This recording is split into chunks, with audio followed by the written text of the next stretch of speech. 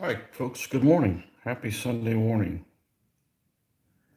Attempt to do some painting here. Pick up where we left off yesterday on this night. Let's see what we got here. Certainly we have everything should be alive and well, color-wise. Yes, indeed. Okay. All right, let's see what we got left.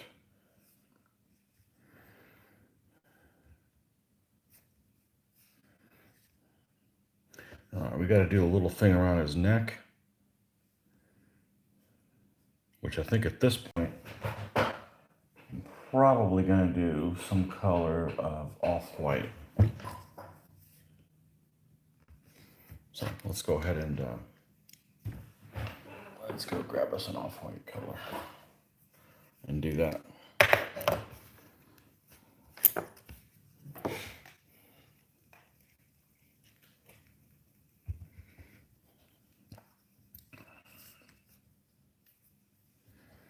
This might work right here.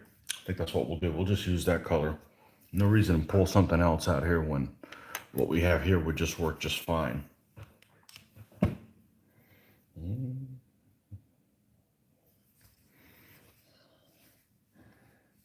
I should make it pop sufficiently between those two. Yeah, we're going to lighten that up some though. I'm going to get a little closer to white, and let's use some black in here.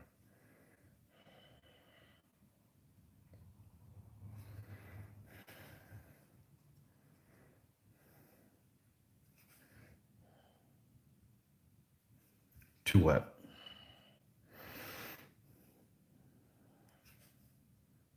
Sometimes when you leave the colors overnight, they stay alive because of the water absorption through it. But sometimes when you originally, when you when you first start using it, it it's almost like the water and the paint have separated a little bit. So it takes a little bit for it to get going, but keeps me from putting another dot of the color there. It's already there, so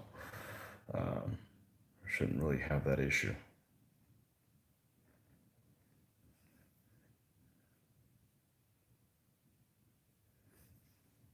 Thought I might have gotten a chance to do a second round of painting yesterday, but just to prove how much of a night owl I am not, I think I went to bed before 9:30 at night. So I just can't paint at night unless I get really coked up on some caffeine. And I'm still going to want to get up at 5 a.m. So sometimes it's just not worth staying up for.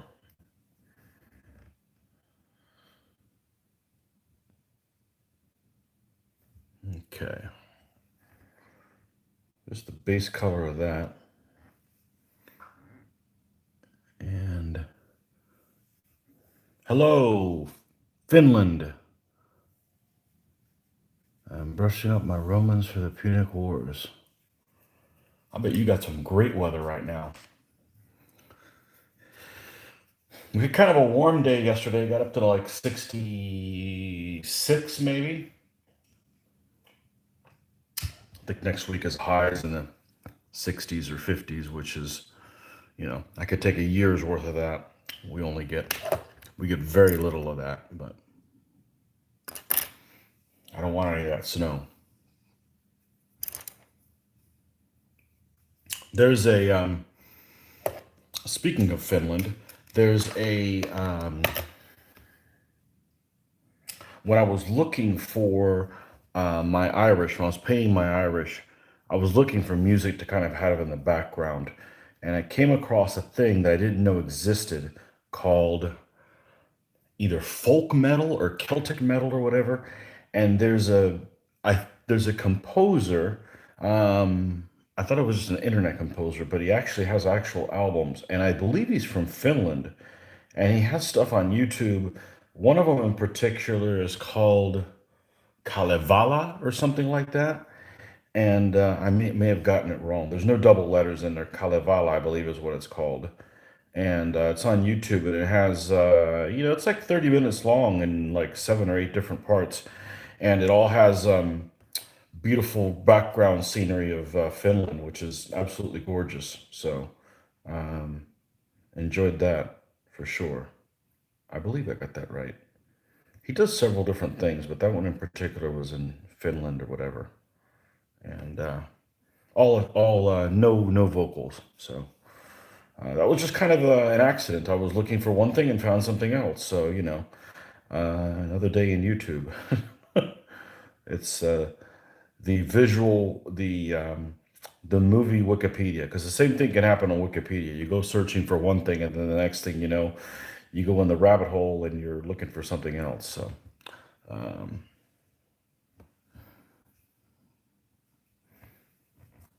and one of my favorite painters out there is a Spanish guy. It's in Finland right now. I believe he's in Helsinki. I could be wrong. He could be somewhere else. Does fantabulous work. His name is Rubén Torregrosa. He's a Spanish guy that's, I think he's a chemist or something like that, and works in Finland. But yeah, he puts my stuff to shame. But he does Warhammer and other things as well. I won't hold that against him, but he's an excellent painter. So he goes by, what's his handle? Heresy. I'm not sure if that's his handle, but that's he does some how to paint things, and he does them in he does videos on them and stuff like that. So he is an excellent painter. He's one of my top three painters that I've seen. There may be more out there. I just haven't seen them yet. But I don't get intimidated by painters. I figure it's a trick. I see what they did. I can do better. Let me up my game. So this isn't a competition. This is just to kind of improve on how you did last time, and hopefully you'll do a better job, or you're happier with what you do on your next project than the one you did before. So that's how it should work. So I know the composer you talk about. Also, Kalevala, I did get it right. Good. Is the I probably said it right too. You might have said something. Kalevala. Name of our national epic, The Land of the Heroes. You can find it in English from the Project Gutenberg page. Okay. I'm familiar with Project Gutenberg.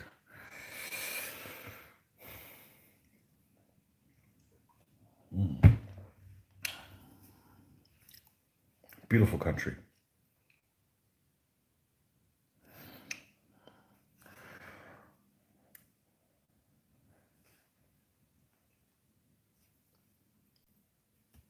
There is the convention that we used to go to in Orlando frequently would have. Uh, I want to say it was like a cheerleading team. I think cheerleading is big in Finland, in and of itself. Why am I talking about Finland? You're the one that should talk about it. But I'm just saying, from my vision. So in the hotel that we have in Orlando, back when we used to have conventions, I think we have them twice a year. I think once of them, whether it's the one in September or the one in April, the one of the Finnish cheerleading teams would stay at the hotel. So that was a nice distraction as well. But yeah, I think that's a big thing over there, isn't it? Irrespective of the sport. In other words, it's a sport in and of itself. It's not like they're playing football and, oh yeah, by the way, they happen to have cheerleaders, and oh, since we have cheerleaders, there's a competition about them. I think it's in and of itself, so a thing, which kind of interesting.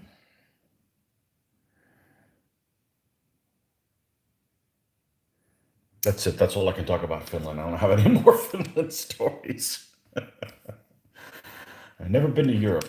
And in the current situation, I don't think I'm going to get a chance to, maybe for a long time, if ever. We were supposed to go this. Of course, we've talked about it for many years. This summer, we were going to do a European cruise. We're big cruisers, so it makes things a lot easier, for travel and stuff. And it's very relaxation, so very relaxing. So, boy, I don't know how to talk. Okay, more caffeine. But that's okay. We got the Google Mobile. That's all good. Like I've said in an early video, I'm perfectly happy not traveling to Europe and still having interaction with people from Europe on this channel and things like that, than being able to travel and going back to like how things were in the 1980s. So much, much better.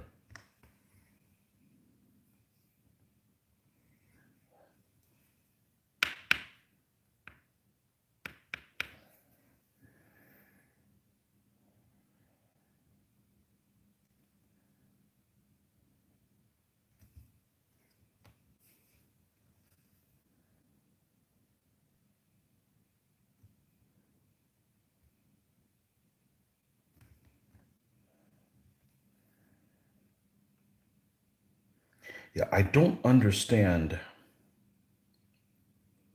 using a handle. I mean, I understand some people want to keep their privacy, but for me, I don't see any purpose in it. Um, we had that problem at our place of business, or the company that I work for. They they had, the company was not named after the owner. It is now. It has the owner's surname, but it didn't before, and it caused a lot of confusion when they owned multiple companies and it was still the same company, but people got confused. So I say the heck with confusion. Just say who you are, and it's not like I want to be famous or anything. It's just for simplicity's purposes, um, for simplicity purposes.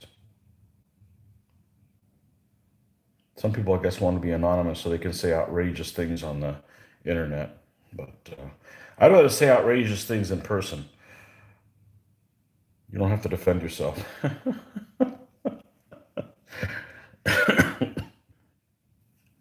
Nah, I'm not looking for fight. When I'm not at work, I avoid conflict. I'm like, oh, there's conflict over there. Cool. I'm not getting paid to deal with that. See ya.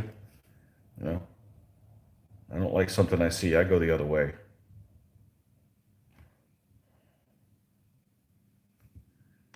Not my thing.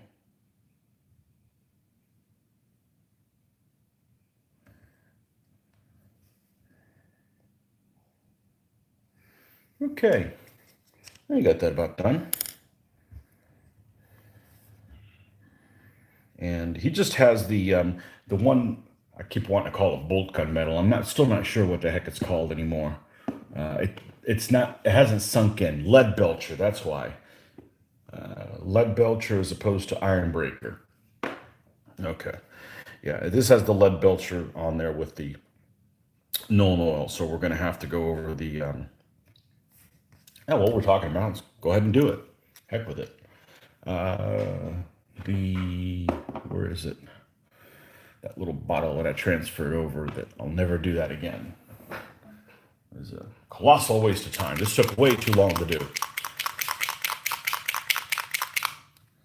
Even though I watched a video on it, they convinced me. Oh, I need to do this. No, I don't. Oh, look, there's some still alive. Perfect.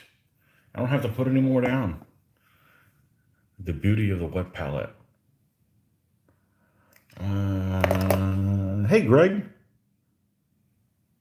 Uh, they have had some success with cheerleading, but I don't follow it, as you know plenty already. The best thing to say about Finland is to quote Monty Python, let's not go there. It's a silly place. Oh, I don't know about that.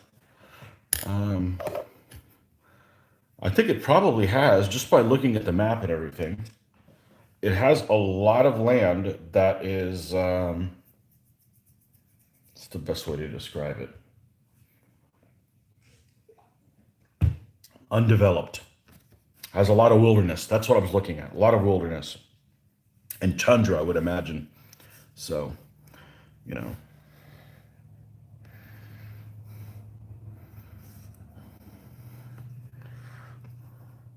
lots of land that has spotty internet reception. To put it in modern terms, the northern part, between the north and the south, I would imagine. So, yeah, that was a nice video. The one that was with that music, very very nice. So,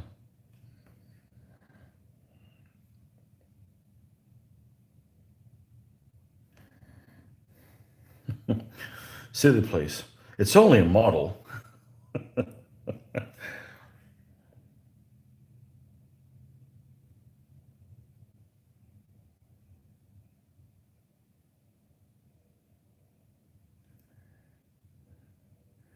Back when I was doing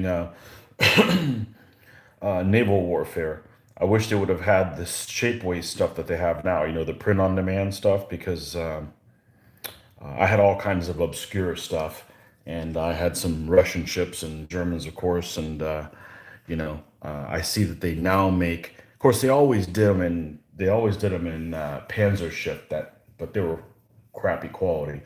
Was those two coastal defense ships, the Ilmarinen and the Väinämöinen? I'm not sure if I said those correctly, but hey, that was the best I could do. But I would have picked those up if I was still doing that these days. But the days of playing naval games are probably behind me. I'm kind of hung on this playing these games that last an hour, and I'm not saying I only have an hour to play, but in 3 hours I'd rather play three games, or two, not even finish one. So, and I can't play those naval games and stuff that I really have a passion for. I can't play those things that I have a very a lot of passion for and cut corners with detail. I just can't do it. It's not in me. So I'm just, I've played a lot of it in the past, and you know, it was just time to move on. It's okay. I've sold all my stuff. It didn't look good by today's standards. I kept a couple of the ships. They still look good. I painted them after I had already changed in the mid '90s, when I started painting in this layering style, and I like how they look. But my earlier stuff with washes and stuff, yeah, that's some primitive crap. But it was before internet. You couldn't learn from other people. Now it's like, you see other people do stuff, and it's like, oh, I never thought about doing that. And you kind of learn from each other. Even the people that are really good painters, they still learn. They may not admit it, but everybody's still learning, hopefully, unless you just give it up. I said, hopefully, each time you paint a little better. You like a little more what you've done than the previous time. You know, Most people might think, oh, you find shortcuts. It's not necessarily the case. I don't think you can. There's some things you just can't speed up, only by painting more often. And then that's just relative. You'll get something done in a month because you're painting every day as opposed to painting, a couple times a week. So I was on a roll pretty good, painting just about every day, and then just lately, just work has just been too busy. I'm just too busy with that. I'm burned out by the time I get home. So, and we're trying to do some exercising every day, So I don't have any health issues, but I'd like to keep it that way. So getting closer to the big 50. So I don't feel old, but I better keep moving, or it could lead to other things. So, and the older you get, the closer you are to being retired. So I definitely don't want to die now.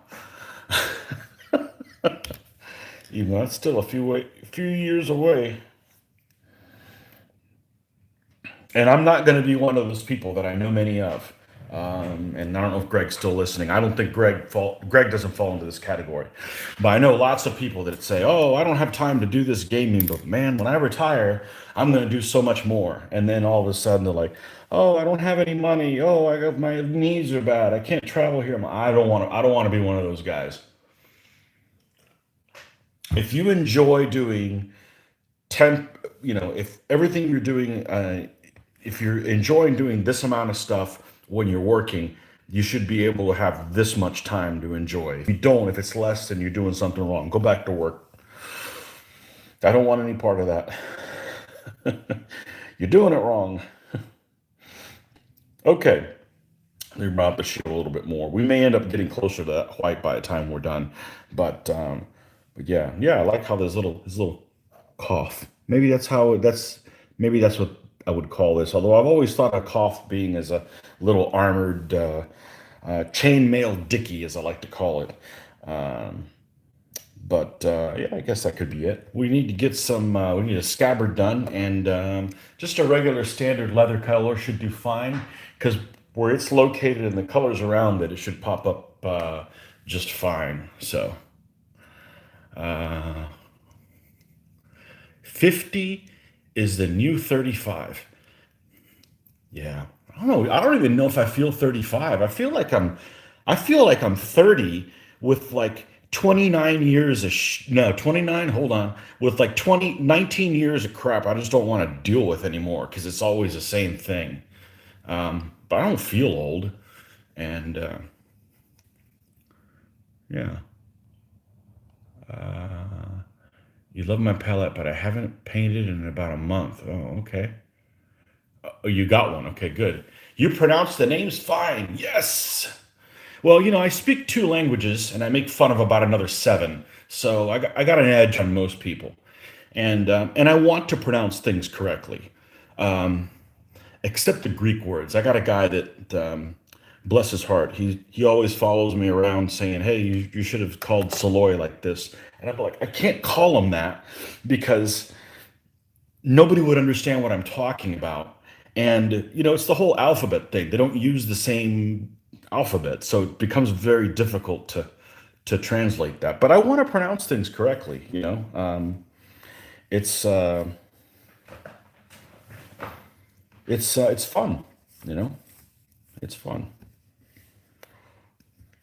Yeah. Can we all just agree to use the same alphabet? I mean, that's not asking too much, right? Keep your own language, use the same alphabet. So you could recognize things. I can't speak German, but I recognize words when certain ones go together, and I can kind of might be able to make out what they are. Especially with Italian. Italian's almost the same as Spanish. And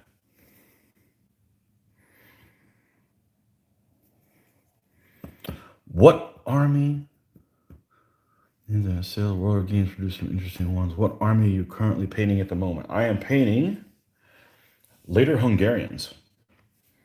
This is I was going to start with only doing the army of Matthias Hunyadi or Matthias Corvinus. I, as much as I've read about it, I haven't read a whole lot about it. I guess I should read a book. I can't understand why it's Corvinus sometimes and sometimes it's Hunyadi. He's Hunyadi's son, so by rights he should be Hunyadi. But then it's almost like he created his own surname. I don't know. I like to call him Matthias Hunyadi. So, uh, so late 1400s Hungary. So they'll fit in, find, they have a mixture of different troops. They look cool. They have a mixture of different troops. They fight my Ottomans. They fight my medieval Germans. Um, I can build them light. I can build them so I can play them in Wimp Wars with the white elements. You can pack them heavy with all kinds of allies and stuff. So, it's a cool army. It's a cool army. I'm looking for armies that I can do that with. Modify a couple of elements and play them differently. I think my Irish have been really useful in that respect. I can play them in different ways, whether I use allies or what have you, and you just get to use them in more different ways. Which that reminds me, I've got to update I better do this today. 'Cause I always remember Monday through Friday, and it's useless there. I need to update win loss record for my armies. I keep an Excel spreadsheet on all of them, and I think the last 3 or 4 filmings I've done, I haven't updated it. So I've got to go in there and put them on there before it gets, it's just for yucks, you know. It's just to see how my Irish are doing. They definitely have been my most ass-kicking army as of late. Not in the Burgundians, but the Burgundians, man, the fights have just been insane, and I've had to try to get wins. Ultimately, the wins aren't that important. It's just good to know. It's just cool. It's just interesting to look back on it a couple years later. I know a couple of months back, somebody asked me about camps. Did I take camps very often? And I don't remember. I don't remember if I took camps or not. So I looked at the record, and because taking camps is part of the scoring. So in other words, when I score like a win or a loss or whatever, it'll say on there what the score was. It'll number elements if one of them was a general and if one of them is a camp. So if you killed 2 elements and one of them happened to be the general and you took a camp, its score is 2GC. So I just went through and saw how many C's were there, and I'm like, oh, I've only lost my camp, what was it, 4 times in almost 2,000 games? Which, I put people in front of the camp. It's not like, I leave it out there undefended, but it was funny. I think 3 of the times was the same player that took it. There's a player that we thought was known for taking camps, and it was actually more prevalent than we thought. But those kind of things you don't remember when your memory, unless that's why you write all that stuff down. So my recommendation is keep records, folks. 'Cause it's fun to go back and look. You know, it's fun to go back and look and see how you did, because you're not going to remember that stuff. You know, but yeah, we don't really go after camps. We don't really put them, especially now in 3.0, they're only worth 1 element. We don't really put them in a place where they're not able to be defended. Um, it's something else. I mean, I'm not saying you shouldn't take camps, but if somebody's, it shouldn't be your play, or it isn't for me. You can play however you want, but um, that was cool to go back and see that. Or Luke was asking me what the biggest whooping he put on me or something like. I'm like, how am I going to remember that? Well, I was able to go back and saw that. I think he beat me 7-0 or something like that in one game, 6-1, 7-0, something like that. I got an ass beating the other day that was, what was it, 7-1 or 8-1 or 9-1 or something. It was just something insane. It all clobbered at the last minute. It was in the Pike one. That's what it was. It was in the Pike one. It was a close game, and then I got 4 kills or 5 kills in the last bound. So yeah, that's going to bump up your numbers up there. It's going to bump up your numbers. So it's cool to go back and look at all that stuff. You played the game. It takes no effort to just record it. So that's my recommendation.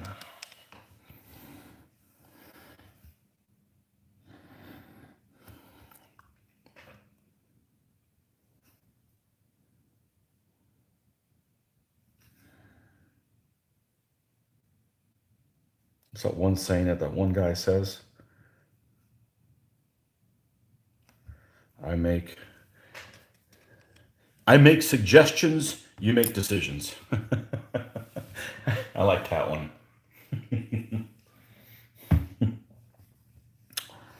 I make suggestions. You make decisions. If it doesn't work for you, don't do it.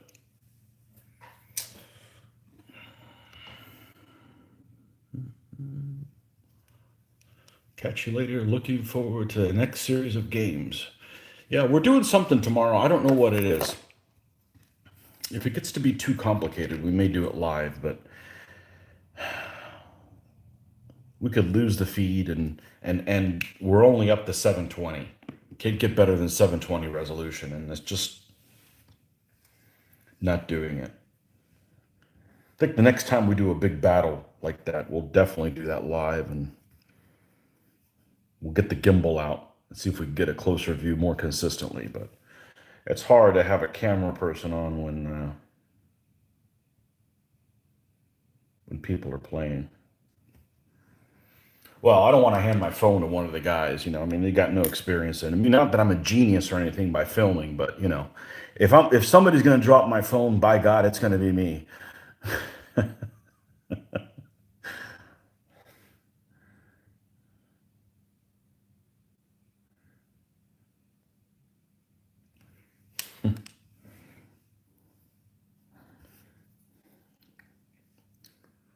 You will do something.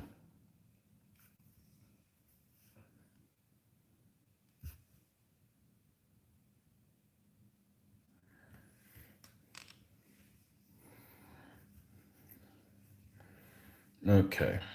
Yeah, we're going to have to bring this we're going to have to bring this up some for sure.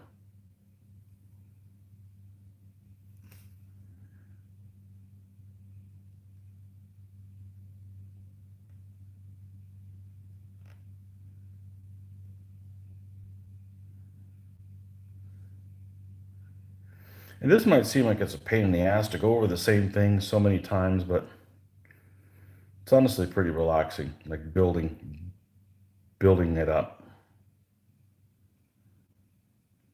Or I enjoy it anyways.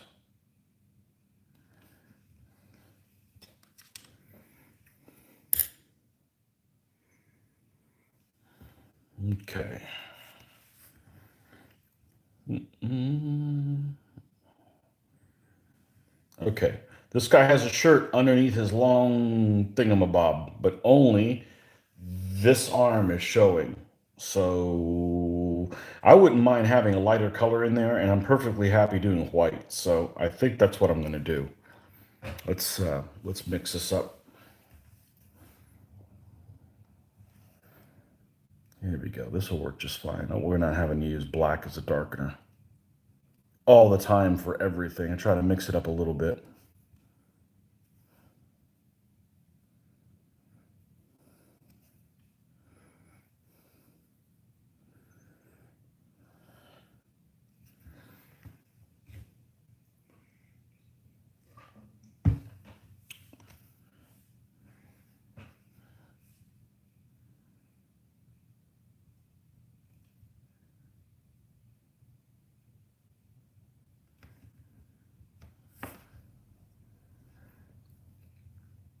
This horse, when he got glued on this temporary stand, he's kind of hanging out at like a 15-degree angle, if you can see on there. So it makes it look like the figure's not straight. The figure actually is straight. The problem is he's sideways on this glue thing. Yeah, it's all right. He'll pop off and just be just fine, but it's just kind of a little disorienting sometimes.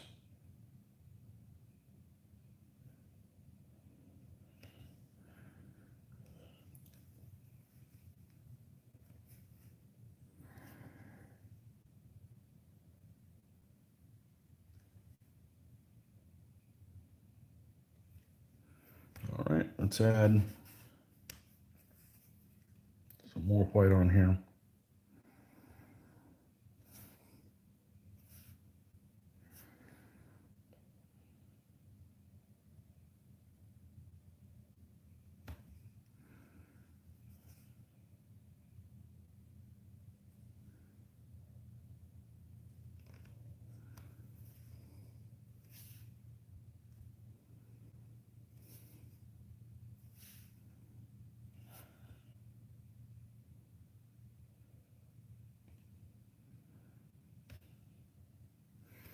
All right, that should work fine for now. Let's do some gloves. I guess I don't have any more of that left. All right. Let's see what we got here. Let's use one of these coat the arms paints. Love these coat the arms paints. Russian brown. Russian collusion. That's not the color I want to use. I want to use a more traditional type of, here, this will work. Field drab for the gloves. Different color leather.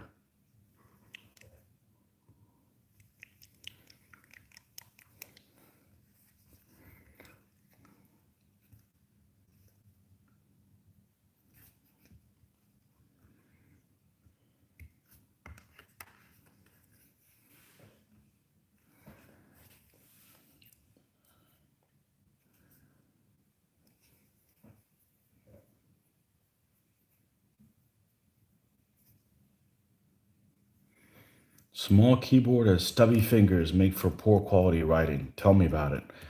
Go, gotta go, prepping for gaming for tonight. Have a nice day all. Okay, have a good time. Happy gaming. Somebody asked me a while ago, am I more of a gamer or a painter? And I started thinking about it. I'm like, I'm probably more of a, I'm probably 60% painter, 40% gamer. I do a lot more gaming because, you know, no, that's not true. Hour wise, I probably do more painting. But, you can get your gaming fix with other things that aren't face to face gaming. You can't get your painting fix unless you're actually painting. So, and anybody can paint games. I mean, I've been playing games my whole life, but not every game. This it takes a particular kind of game. It's not like, oh, there's a game on. Oh, I want to play it. Nah, I'm kind of picky when it comes to that. So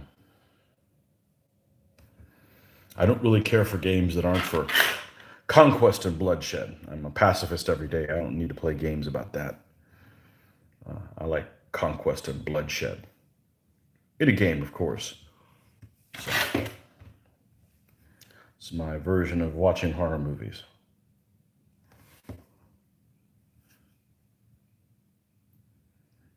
I know there's a guy I used to game with a while ago. His favorite game was an Avalon Hill. This is when Avalon Hill was still around.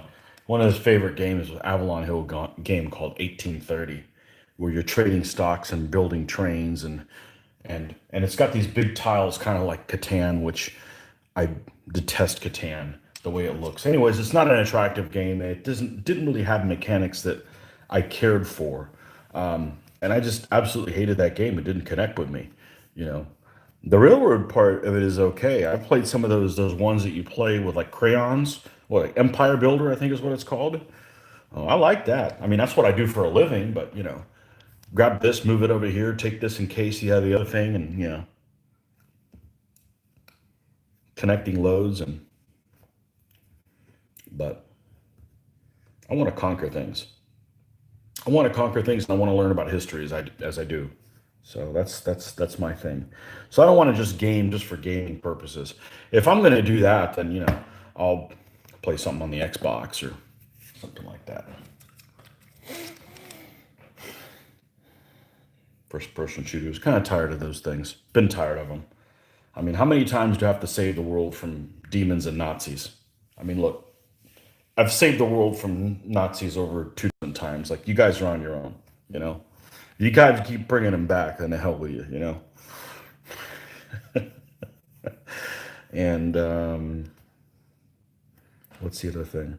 There's a couple of strategy games that I guess I'd call them strategy games that are really good, and they are ported to the Xbox. I did most of my gaming last decade on the Xbox, so the computer died like 8 years ago, and I just didn't feel like dropping another 2 grand on a computer that could run all the games. So I just I was didn't want to buy the hardware and deal with it. So I've been doing most of my gaming, my electronic gaming, on a console. And not every game, but just a few. There's luckily not that many that I'm interested in to begin with, so it's not like it's that much of a time suck. But if you do find one you like, you still end up putting a couple hundred hours into it, so or more.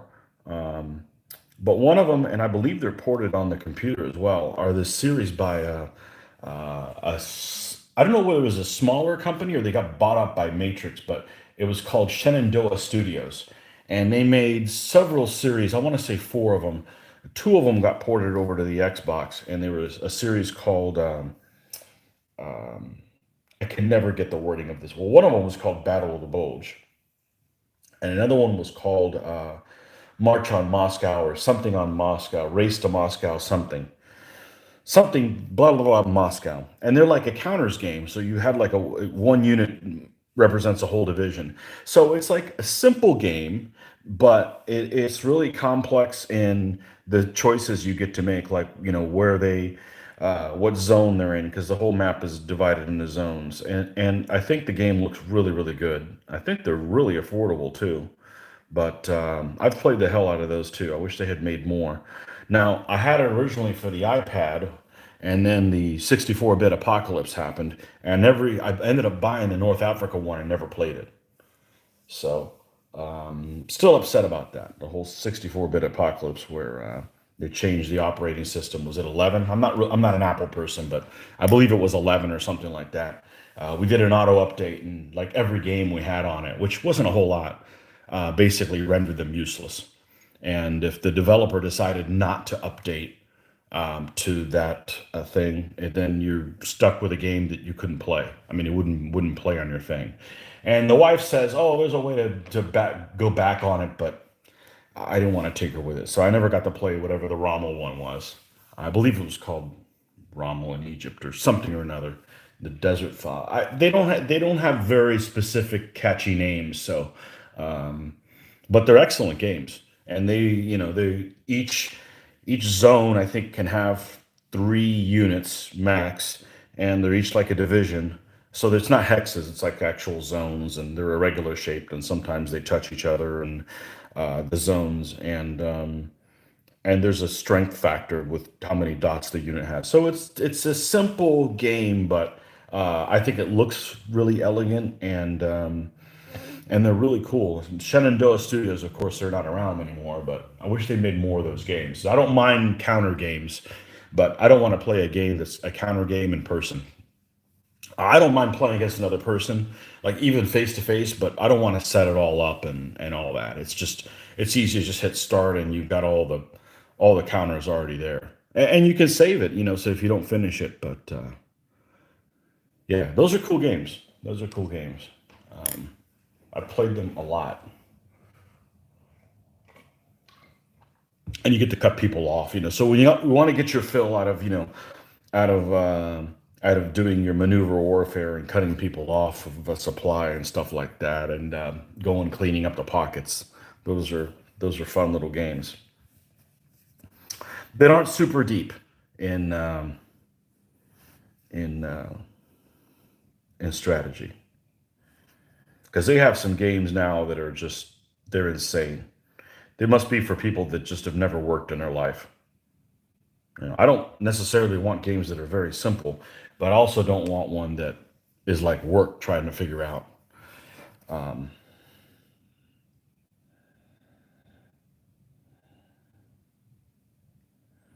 never remember way back in the day when a buddy of mine introduced me to the old counter game called V for Victory, made by I want to say it's made by 360. This is in the mid 90s. And that's a counter game. I think it's a battalion level game, although some units of companies, each hex was a kilometer. And they had many modules for it, Market Garden and Gold Juno Sword. They had a Stalingrad one, a Velikia Lucky, Utah Beach, Operation Crusader. Anyways, I love those games. Well, the first one, I'd never played it before, and this buddy's like teaching me how to play the game. We played one of the scenarios at small. It had a very unique it had a very unique system of handling supply. A lot of those type of games are very lame when you handle supply, and it had a very unique way of handling it, at least unique at the time. And yeah, I enjoyed him a lot. I remember Buddy introduced me to him and I whooped his ass. And he's like, how did you know how to play? I said, well, I know what to do. I just don't know how to play this game and which buttons to press. But I know how to play that style of a game. I've just never done it in that particular one. And I mean, I was hooked. So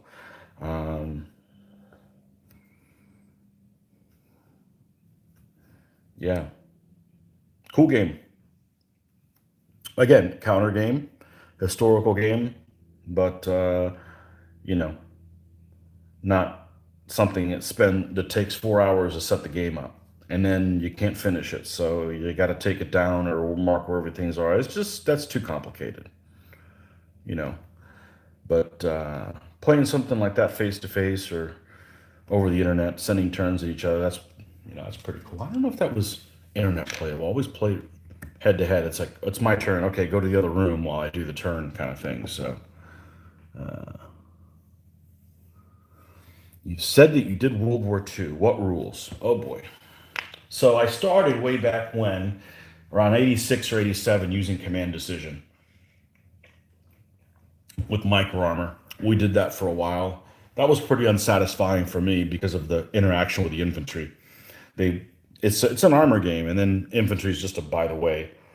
And then we were coming. I wanted to do skirmish, so we were coming up with our own set of rules, and that was difficult because my Mitch at the time, my Mitch person at the time was someone who was in the army, so they traveled all the time, and they weren't available in one place for a long time to try to play test. So I think he was out on deployment one time, and I came across a set of rules called the Face of Battle, and they were really close to what we were trying to develop. Scary close. We're just developing them for ourselves. We're not, I don't have any aspirations of putting rules together and selling them. That's not me. So that's I'm not interested in selling things. That's not my thing. Maybe one of my earliest jobs was working at a hobby store, and I realized there's no money in this hobby. So it's like you got to do it for love, or just don't do it at all. So I kind of fall into that category. But so we played a couple of games of Face of Battle. I ran a game of Face of Battle at a convention. I built all but it's 1-to-1 scale. One person's one and one person, and you're running like a half a squad. So it's not like it's a skirmish game, but you're running, multiple squads or platoon or something like that. That's not the scale that I want to simulate, because you start doing stuff like that and you lose the detail of the combat. And it might not be for everybody, but that's what I wanted to do. So, and then that kind of burned me out on putting games at conventions, because then the next thing you know is I had to worry about people mistreating my figures, which I'm spending a lot of time painting them because, well, that was 15, 20 years ago, and they still looked as good as the stuff I'm doing now, pretty much. So, I take care of my investment and that kind of stuff. And I'm like, it's just too much to put on all this terrain and everything, and then have to worry about it. And then I discovered DBA, and the rest is history. So, yeah, I don't really do it anymore. But 20 millimeter scale is what I used to do in, and skirmish. I want and all of my figures have surnames. They all have different characters, and they might have different skills, and you know, um, lots of detail. That's what I want. I don't want a generic type. I'm not bolt action. I played one game of bolt action. I'm like, no, this isn't for me. This is too generic. I'm that doesn't quench my thirst for that period. I understand other people enjoy it, and that's perfectly fine. I'm just not going to.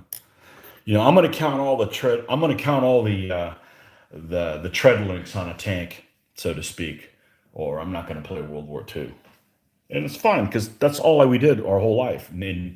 And all our gaming life is playing World War II stuff. So the fact that I may not play it again, I'm okay with. I've come to grips with that. And it's really cool when you start painting these medievals and ancient stuff to paint things that are red and blue, colors you've never painted before. So, but since then, since playing DBA, what I've come to what I've come to realize is what's important is that you're playing a game that you can finish. Because if you don't finish a game, it doesn't matter how much fun you had, in my opinion. Um, and that you have meaningful decisions to make. So if you have a game like Command Decision, we played a lot of Command Decision, and most of the time there was only one obvious thing to do. There was only one good choice. So it becomes kind of lax in the standpoint of I don't have very many choices to make, and it kind of I don't like that anymore. I like the something like a DBA where you can charge with all your guys, only go with some of them, or you need 4 pips, but you can only use two. You needed 4 pips to do everything you wanted to do, but you only got two. Those type of those type of things I've been exposed to since I've left the World War II scene, and I'm not willing to give that stuff up. That's what really keeps me interested as a game. There's lots of ways to skin a cat, regardless of what period you're playing. I think that that's more important than an actual period. So yeah, like it's hard to find a naval game that you have a lot of different choices to make. It's usually like, okay, go broadside. Okay, this guy's better. You want to keep this guy at long range so you can penetrate and they can't touch you, and you'll go broadside, but then play keep away with it. It's there's not enough depth. There's no terrain really to work around. So yeah, stuff that you kind of I didn't really realize until I was older and played. Well, this ancients and medieval has been really cool for that. So.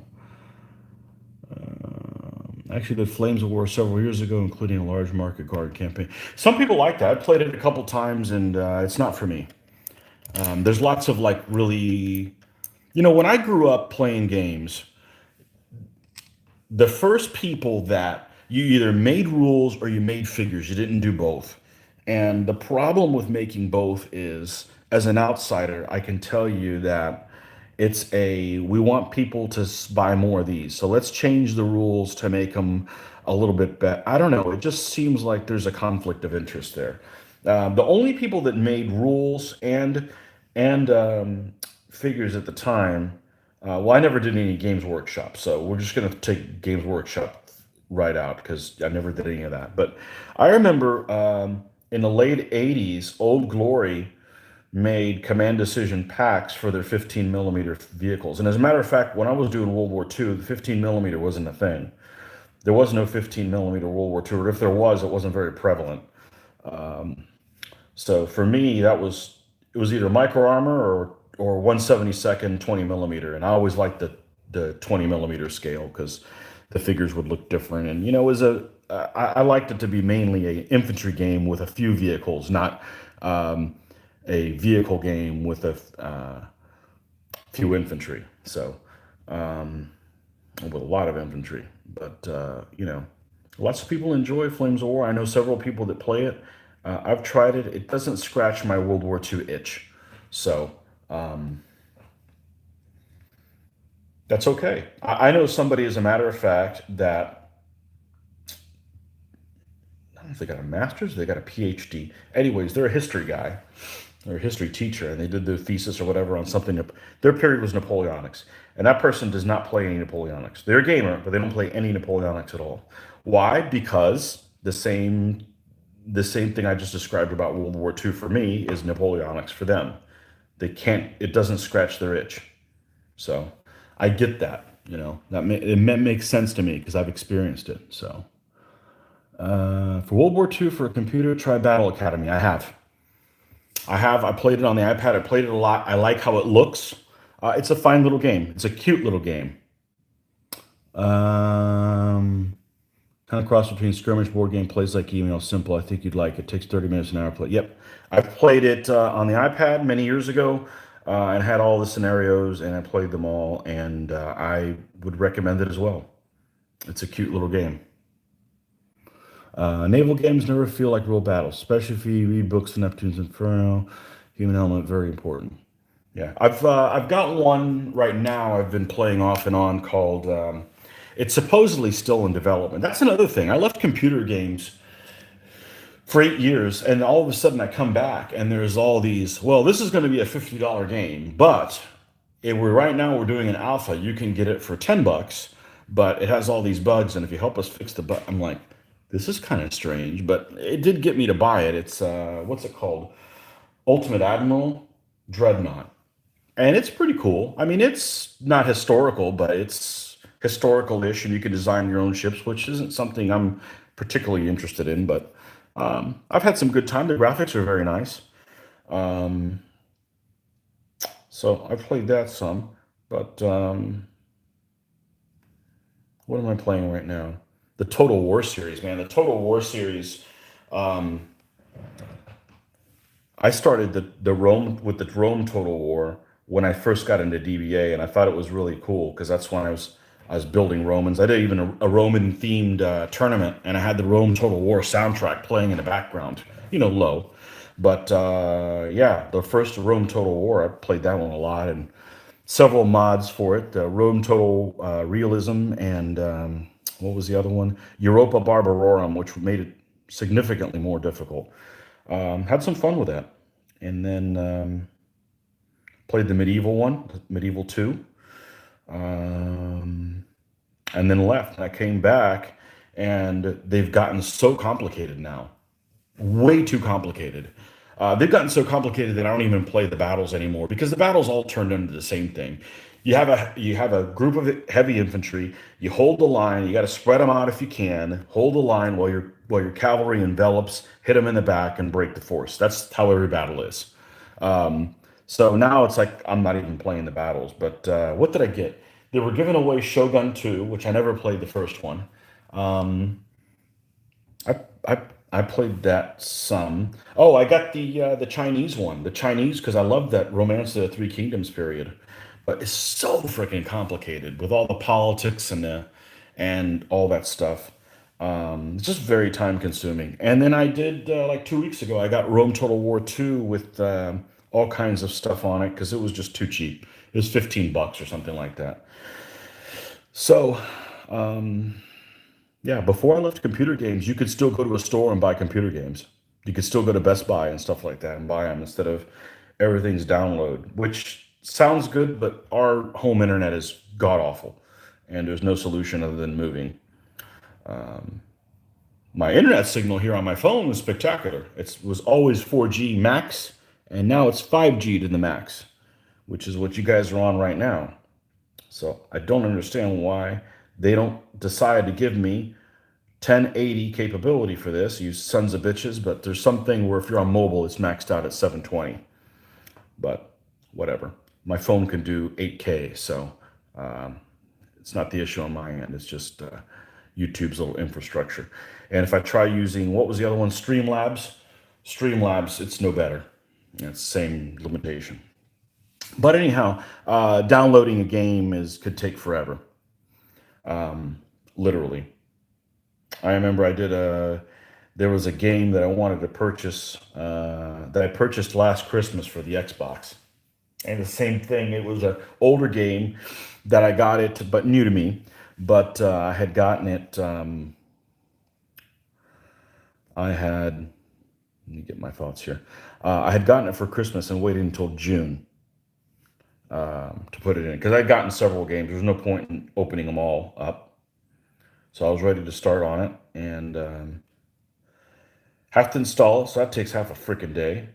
And then, oh, there's an update. It took 28 hours to do the update.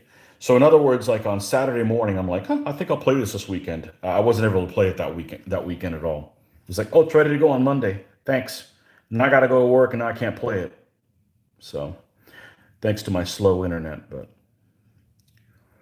I'm not going to complain too much about that. I would rather have crappy internet and a good phone signal at home. If my phone signal was bad at home, that would be terrible. I couldn't deal with that. And it seems like everybody's having problems with the internet these days because everybody's working from home or what have you. Everybody's complaining about their internet no matter who they have. So it's just overtaxed, I think. But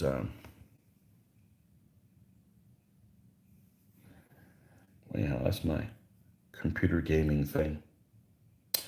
But I couldn't stay up last night. I went to bed, I think, before 9:30, even though I could have played a video game or something to keep me awake. But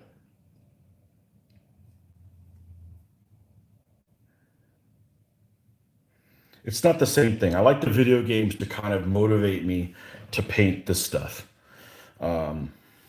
So, but yeah, those Total War games have gotten so freaking complicated. A lot of political stuff in there, which Not really my cup of tea. I'm not a political person, but it's all in there. And each turn takes longer than the previous one. I think I started playing the campaign. Of course, I'd played a previous game, so I had a clue. After doing the demo, what did I do? I started Armenia because I have an Armenian army, right? And it's fairly small, and I figured I'd start with that. And it just takes forever. You only have three provinces, but you got to check on everything. Like, is there anything new to build? All right, let me check the loyalty of my thing. All right, now who's this? Who am I going to attack? Or trades? Who are you going to do trades with? It just takes a while to get through each turn, and although it's not stressful because it's not real time, um, it does move pretty slow. So I only do that maybe at a time that I can't get any painting done because of the noise level of other things. Like if, let's say, we had some wild party going on here, I wouldn't be doing this filming because you would hear the wild party in the background. So, or if they were watching TV in the other room too loud, because I actually had that problem a couple of months ago. The girls were watching one of their shows that they watch, and the algorithm for the YouTube picked up the background theme song, and all of a sudden I had a copyright infringement on my live video, and it was because it picked up part of the theme song of uh, of the show, and yeah, that took a while to get that straightened out. So they have a pretty advanced algorithm that has really good women's hearing.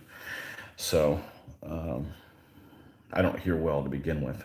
So that I don't even remember the song even going off or whatever. You could barely hear it if you play that part of the video. So, oh well, just one of them things, the stuff you have to put up with for them providing this service for free. So I think that's as bright as we're going to go on a lance. I mean, as much of this yellow color. Let's highlight it a little bit.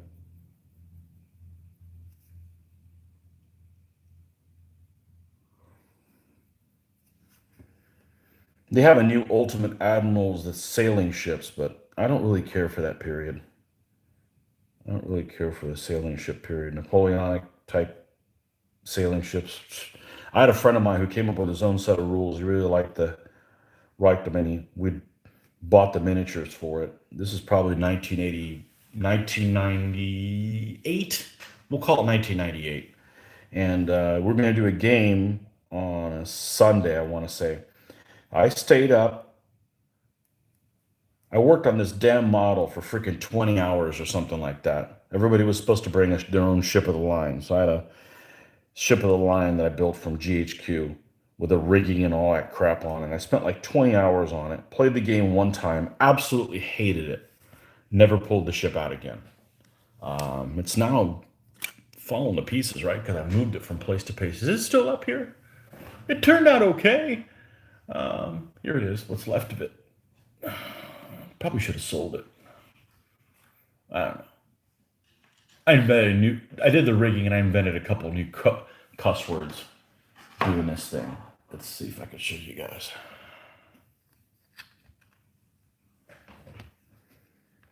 Guess I'm gonna come in over. But look at the. This was when I was already doing my layering technique. Look how these sails turned out. There's no washes on that. It took for freaking ever. It was actually the painting didn't take that long. It was this damn rigging because you had to drill these little holes and then you had to feed stuff through there. And this is just very basic. It's not like they've got any cross anything on it. It's just straight lines up and down. But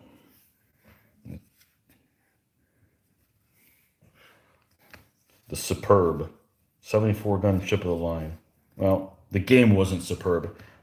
Look, even the little gun casings are red. Yes, it's a GHQ ship. Yep. Yeah, but I hated the game. I absolutely hated the game. It was like, okay, you have to plot where you're going to be. So then you think about it, and and I was a naval war gamer the whole time. But the problem is because it was a problem with the rules. Yeah, you could only fire at the end of your movement, And it's like, okay, you're not in arc, and then you move again, and you're not in arc again because you were in arc between the two moves, and you didn't get to shoot that point. That's like, no, I'm not interested in playing those kind of games, So it's one thing losing; it's another chance. It's another thing that you're playing a war game and you don't get to shoot. So, as a matter of fact, I played a Civil War game that was that way. So we ended up playing, and Mitch and I actually played an American Civil War game. And of course, we wanted to play the South because we get to make more funny accents when we're playing the South. It's all about that. I'll pick a side based on what it is. And we had these ironclads, and we had a target. We use a very basic thing. Our target here, and our arc is like this. So we weren't an arc, and then we moved, and then the target moved like this, and now we're not an arc again. I'm like, oh, can't I fire in between the move? No. I'm like, well, fuck you then. I mean, I can sit at home and not play. It's like, I'm never going to play that again. I mean, I get that that opportunity fire is a pain in the ass in games, but it's like, that doesn't represent the game really well. So, uh,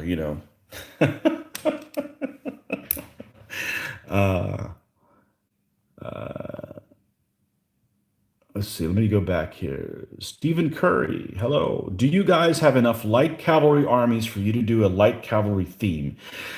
I would like to see that if you can do it. Do you consider majority of light cavalry armies weak? I consider light cavalry armies to be a really poor represented very poorly in DBA, extremely poorly, especially against foot troops, not necessarily against knights. I think that light cavalry, the way they are against knights, or represent can, at the end of the day, play okay. I think that when they encounter like auxilia or spear, something like that, what's happening on the tabletop. Um, I had several people say, "Oh, I want to get into DBA. I bought a Mongol army." I'm like, "No, don't buy the Mongols because the Mongols don't play. When you get done playing the Mongols in DBA, you don't feel like you were playing Mongols." Okay, there's some armies that feels kind of close to maybe what you should be feeling like, maybe like Greeks or Romans, or the combined arms knight armies with bows and stuff like that are okay. But those Mongols, you don't feel like you're playing Mongols. It just needs special rules, and maybe one day we'll do a historical battle with the Mongols. They are on my to-do list, actually. We would do a historical battle with them, and then we could try out some idea. I've got some ideas for them. But the whole thing is to play. You play different armies so that you can experience maybe what enemy commanders or what the combat was like in those periods. And I just feel like light cavalry versus any heavy foot is just not what you're getting. It doesn't feel at all. I mean, like what it should feel like. And there's several factors of it. So one of the factors is you should be able to fire at distance, even if the distance is. If they would have said something very similar, like, and even with Saloy, I don't want to get into modifying the rules because I think it just breaks our community apart. But not saying that's not on the table for later, but it's not really my priority because it's gonna affect my production on painting. But even if you said it's like, okay, you got a threat zone like this. Let's get a little light cavalry guy. Okay. And I don't have a 40 by 40 handy, do I? I mean, I think the threat zone is definitely something that needs to be in there, or the Zoc or. Okay. So we got a 40 by 40 zone here. If you just said, okay, well, you can fire one threat zone away or half a threat zone away or some distance away from the stand so that you don't literally have to be in close combat. It at least would mentally it would be easier to wrap your head around. That's the problem with the GBA, is that there's a lot of things that happen that are very difficult for new players to wrap their head around, and it seems really strange. It seems like this game isn't for me. It's too abstract. Like if you've got skirmishers, okay, skirmishers should be able to shoot, so to speak, say a half base width away.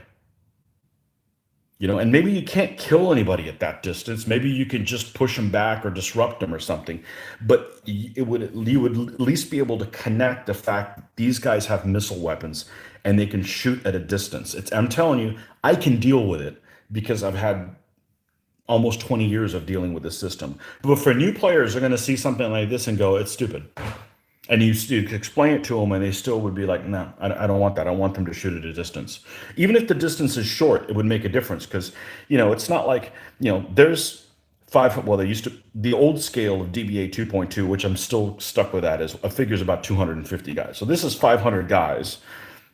The fact that they have to be engaged in close combat to have any kind of effect is just really weird for new players. People can't wrap their heads around it. I know, I've been a new player and I've taught new people, and that's the first thing that they have a problem with.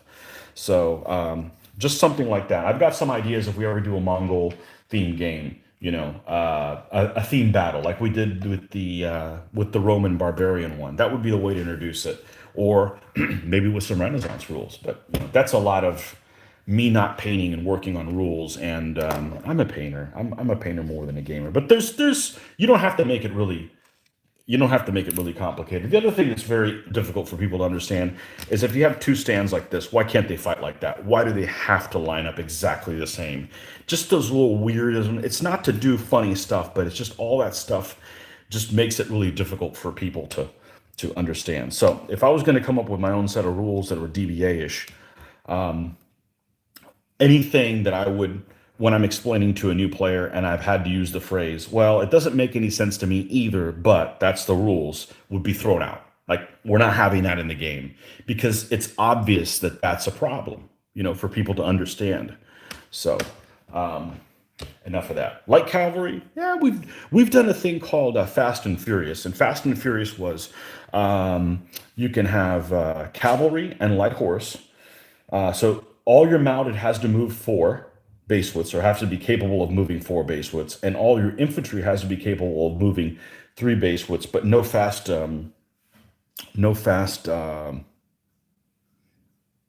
blade, and maybe not fast pike either. I forgot what it was. I have to look it up. But we ran that. It was a fun event. That was a fun event. But even Flames of War is I move, you move. You have situations where you run my HMGs. Yeah, it's weird. It's weird. Meaningful decisions.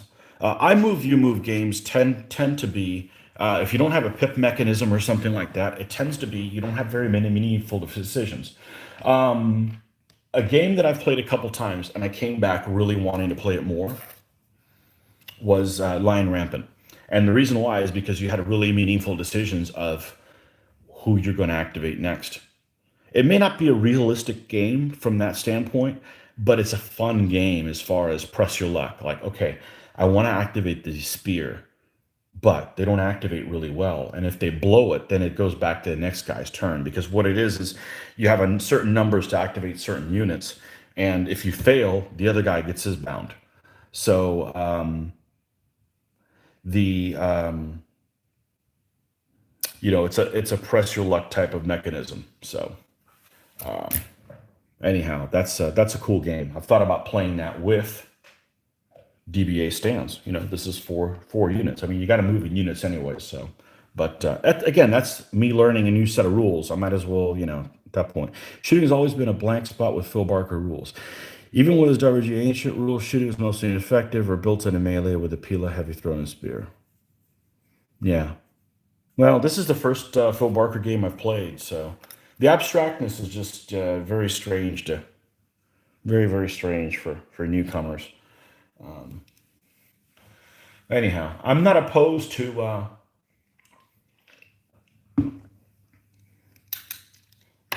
My plan was to work on the Renaissance rules, come see how different things work in there, because it's pretty much a clean slate. Because I'm convinced that if I do them, it will not be a straight 3.0 conversion. There's too many things that have had to be shoehorned in. I think that DBA is too complicated when it comes to abstractness and, somebody recoils and they encounter someone else and what happens, all of that stuff lining up, that's too complicated. That could be simplified a lot. And combat factors can be more complicated. And I don't mean to make them insane, like this guy gets a +1 because he has a shield and he has but somebody's knights could be different than somebody else's knights. Okay. Maybe only a difference of one, and maybe only a difference when they're fighting other knights. Um, I think some of that. Look, the first you play DBA, the very first. What's the very first thing you remember?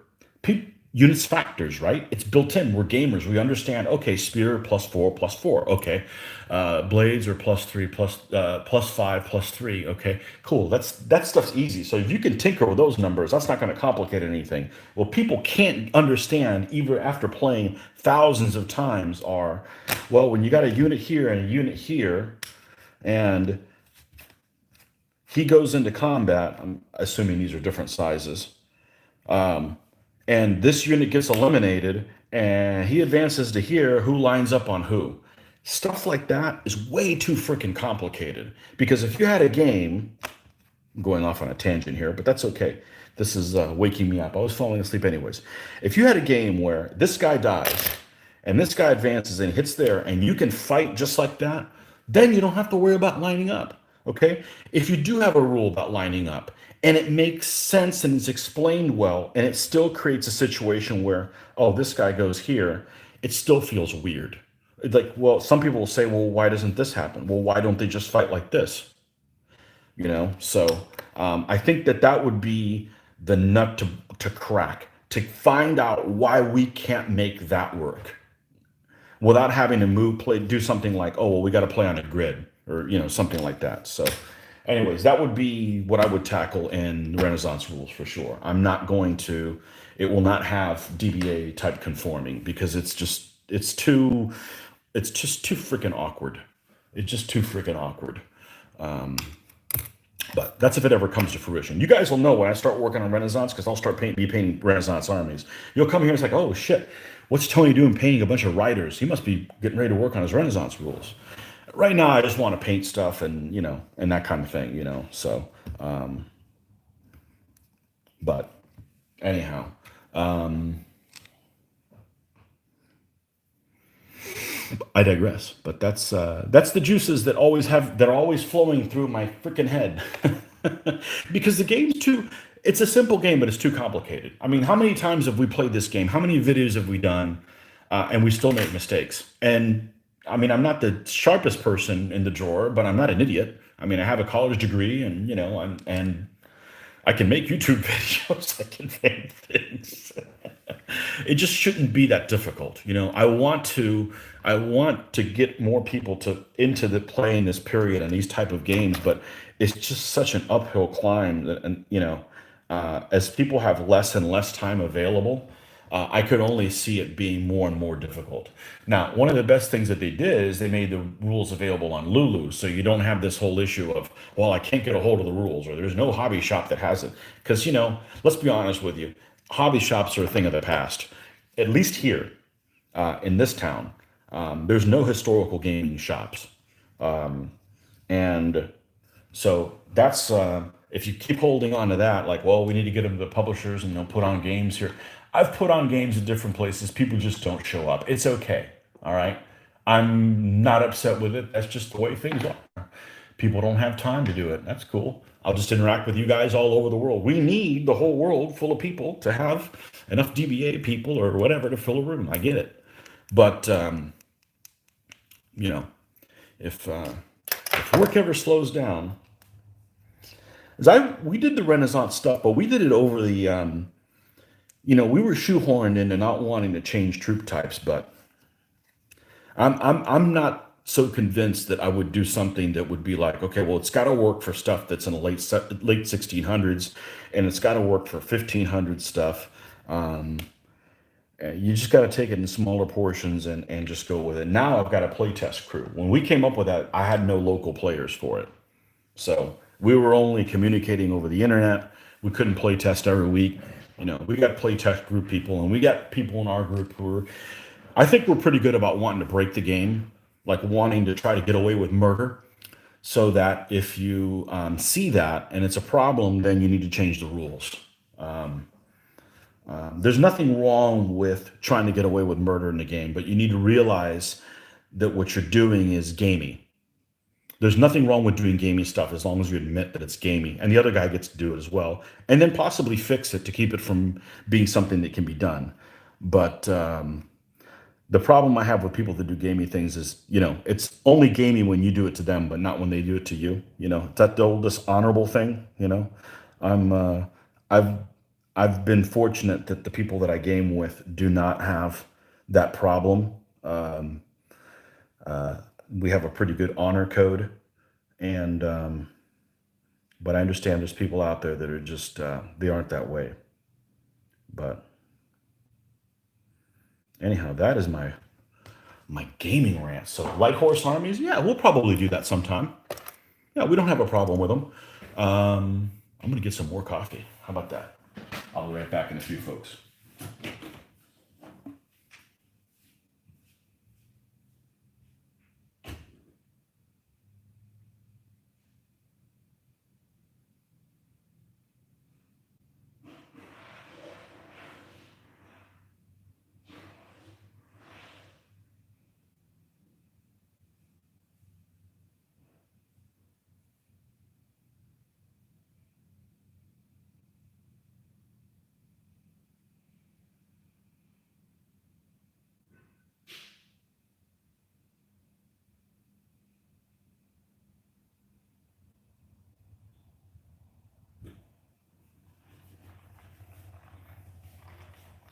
So yeah, the whole problem with light horse, it just doesn't feel like they're light horse. Now, a simple solution could be like, well, we'll just come up with our own house rules.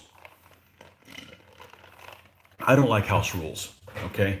Because the problem with it is, I hope you're enjoying my monologue. The problem with, tell me how you really feel, Tony. Well, I am, by God. The problem with house rules is you'll end up liking them more. And then when you go to a convention and play a standard game, you don't have them, you can't use them, and you feel like you're getting screwed.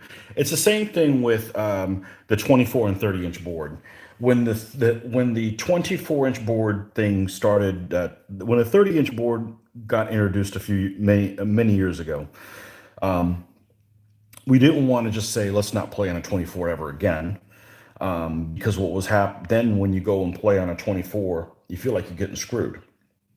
So we just kind of started doing both so that you always have both of them available. And because it does, if you're used to playing on a 30 and go to a 24, it just feels something so wrong, to do that. But the problem with house rules is the next thing you know, you play this way, and then somebody else plays that way. And then I'm making a video where my house rules are in it. And then new people are confused. Well, that's not what the rule book says. And then I have to answer a bunch of questions, and people don't make sense. And all that stuff's annoying. Okay. So I don't think we'll be doing any house rules for light horse or any kind of range combat and stuff like that until we decide to say we're not going to play this game anymore and we're going to move on to something else. And if people want to play something else, that's fine. We would do that. We'd work on something else if because we wanted to, not because of anything else. So there's a couple things I wouldn't do. All right. So I'm not going to do that until I'm ready to not paint for a while or make game videos, because obviously if you're developing a system, we're going to have to at least play test it for, I'd say, a year before we come up with any videos for it. So there'd be no game videos as we develop the system. Second of all, I wouldn't charge for it. And I wouldn't take somebody else's work on Army lists and modify it in a way and then charge for it. That's just not in me. You know how there's some people have like a moral code or their own code that they wouldn't do certain things. Yeah, that's one thing I wouldn't do. That's why if you've watched any of our games, it's like, man, why you always played with cocked dice? We always do, and all of us play with the cocked dice, and it's not a problem as long as you maintain the same code. As soon as you got somebody that well, they only re-roll them when it doesn't suit them, then you can't do that. And like I said, I think I've been very fortunate And a lot of it is you reap what you sow. You know, you can't expect to be the guy like, I don't want any cheaters, but then you're the one that cheats all the time. It doesn't work that way. I mean, you got to lead by example. And some people there's no hope with. It's like they're just born to be cheaters or whatever, you know. But I think that our group has a pretty strong uh, moral code. But you know, yeah, I'm not going to charge for the freaking rules. I mean, you know, anything you come up with is going to be on somebody else's. You know, I've thought, you know, if I'm going to make some DBA type game, we're always going to play some DBA type game forever. I'm sure. Okay, it may not be DBA 3.0. It may be DBA 4.0. It might be something else that we go that's similar to it. There's nothing out there right now that I think that would be able to take its place. So we're just going to stay on this train until we decide to get off, till it doesn't suit us anymore. Right now, we've been pretty happy with it. It's got its problems, but I think continuity is more important than anything else. But you know, I've thought, you know, if I'm going to make other set of DBA type rules, I wouldn't change the army list. You just keep the same Phil Barker's 3.0 Army list. He still gets a cut of that game. People still have to buy his rules to get the Army list. Okay, no harm, no foul. And then if we decide to play them a different way, then we decide to play them a different way. But at least the author still gets his cut. We get no cut out of it. That's not interested in that. You know, that's I'm just kind of brainstorming for the long term future. But right now it's just too damn busy right now to be working on this stuff. It's just too difficult to be able to get off work and at a certain time and you rush there to get the camera stuff going. And I mean, as a matter of fact, I'm supposed to be off next week and I had to take my vacation back. We're just too busy. We're just too busy to go on vacation. So, anyhow, some people are sitting around with nothing to do, and some of us have too much to do. So be it. But nothing's going to happen anytime soon. You guys will know. It's not like all of a sudden, ta-da, we'll sit here. But if we do work on it, I promise it will be awesome. You may not like it, but it'll be awesome. We've said before in the past, I've met Phil Barker one time, and I don't mean this ugly, but I don't think that he respects his own game as much as we do. I've seen him play, and he just moves straight forward, and that's what he does. And we try to break it. We try to get, one of my favorite phrases, we try to get milk out of a brick. We try to get every little ounce of oomph we can out of every move and maneuver and all that stuff. And I think the game is a lot better than he may know. It's an excellent game. I just wish it was easier to explain to other people. So that would be the very first thing that would be on something that I would tackle is understanding. I mean, I came from a background of playing Advanced Squad Leader. This game is really difficult to understand. The way the wording is, even more than the wording, it's the fact that nothing's ever repeated a second time. So it takes you forever to find something. If you don't give up looking for it. So it's just a shame because well, I mean, hell, this is the only game I've played the last 20 years. Only miniature games I've played the last 20 years. So it can't be that bad, right?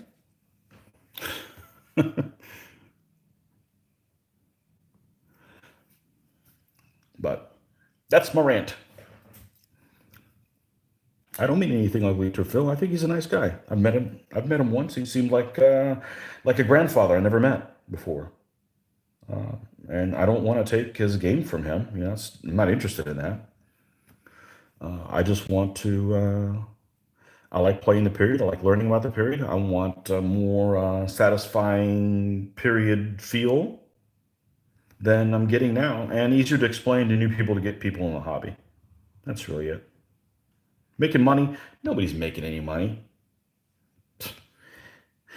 Nobody makes money in this. You make money. You do things for money that you don't enjoy. That's why they pay you. That's my philosophy.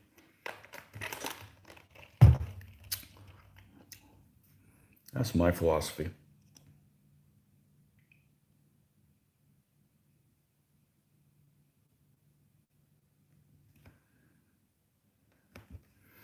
Yeah, so we're using kind of boring colors on this guy on purpose because this guy doesn't come from money. He's a mercenary, okay, and he's just here for the he's just here for the killing.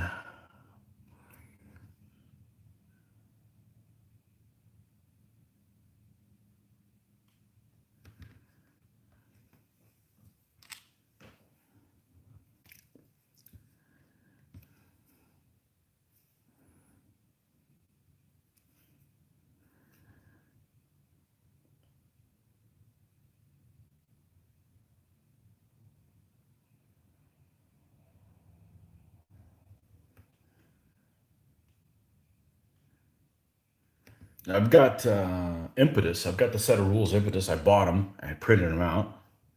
Beautiful set of rules, but just haven't gotten around to reading them. There may be things in there I like. There may be things in there I don't like. I don't think they have pips, so that's kind of a, I'll say a deal breaker, but I wouldn't mind playing Mortem et Gloriam Pacto. I just don't want to learn the rules. I mean, I don't want to like learn the rules to realize I hate the game, and then by learning the rules, I go back to DBA and then forget a lot of DBA stuff because I learned these new rules. So um, I've watched a couple of videos on Mortem et Gloriam, but I don't want a bigger game with more troops. That's more painting for me, which means less different nations I get to paint. I'm not interested in that. There's already too many to paint. So,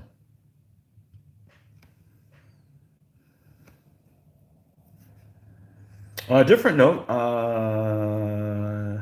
the daughter and her friend came over last night, and we watched the Mulan, which wasn't as bad as I expected it was going to be. Um, As for those of you who know, for those of you who do not know, they changed the army and enemy in that. It used to be Han Chinese in the cartoon. It used to be Han Chinese and Huns, or Sung Nu, and now it's Northern Dynasties Chinese and Huan Huan. Which that reminded me, I needed to look at the Juan Juan list because hey, I watch movies and I get motivated. Like, I wonder what army that is. What do they consist of? That's why historical gaming is so cool because you'll see something like that and be like, oh, I wonder what that is. So that reminds me, we're gonna look up the Juan Juan list because I wanted to look into that and I honestly forgot. Probably because I fell asleep right after the movie. Let's see, Juan Juan. Let's use something I don't do enough of, which is use the index. Juan Juan Army 238. They had some cool flags in there. That was worth it just to watch the movie. Some of the fake flags they had created for it. Well, that doesn't stand a chance against some Chinese army. You got a cav general, another cav, 9 light horse, another light horse, or Saloy. Yeah, that's no good.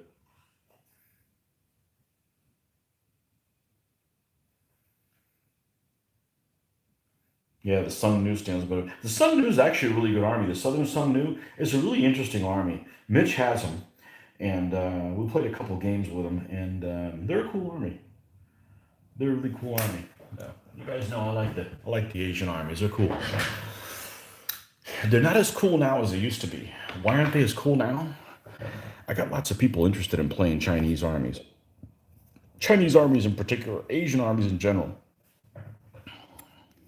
I've made believers out of people. I used to be like the only person that had Asian armies, so it was kind of cool. Nobody had a chance of playing the same army, right?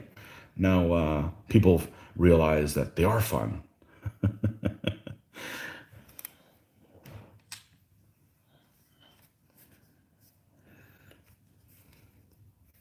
They are fun. Again, if they used the same damn alphabet, we could read some of this stuff. I'm not going to learn Chinese to know more about their history. Sorry. I'm not that dedicated. A lot of the information that we want just doesn't exist. It may have never been written down to begin with, or it may have been written down and some guy came by and didn't like the story, so he burned all the books and destroyed it, created his own reality. That's happened before.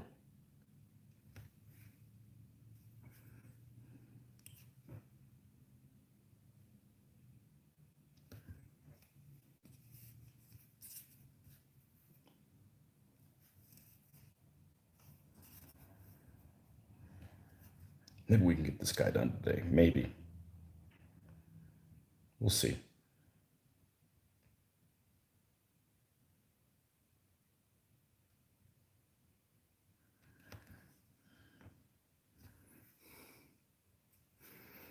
So yeah, a historical game that can be finished in an hour, that you can paint your own figures and bring them with you and compete with other people is definitely a plus, and I'm a big fan of. What that game specifically is at the end of the day, it doesn't matter so much to me. I just wish it would be easier to get other people into it than it is right now. So I know the videos help, but it doesn't help when we still get stuff wrong, even though best intentions are otherwise. Okay, now we're going to do something that we talked about doing in the past, and that's using this to speed things up. Is we're going to use the same core color here, mix it with black, and just bring it up at a different point in the whole scheme for the other reins. So I use the strappings in one color, and the reins in the same color, but just don't add as much core to it. So like in this case, would be adding the same dark. I should have done this to begin with, but I was on in the middle of my monologue and I lost track. It wasn't my turn to watch me, and I got ahead of myself.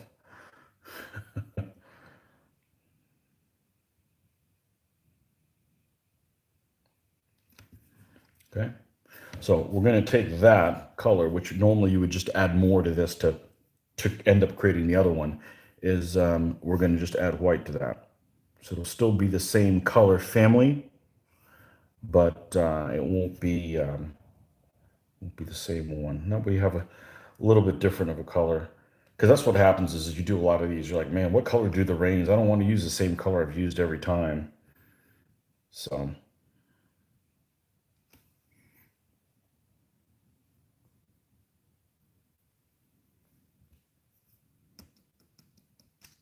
I think the rules you're talking about in DBA, contact at an angle, are a historical artifact of the issues made back in the day of WRG 7th.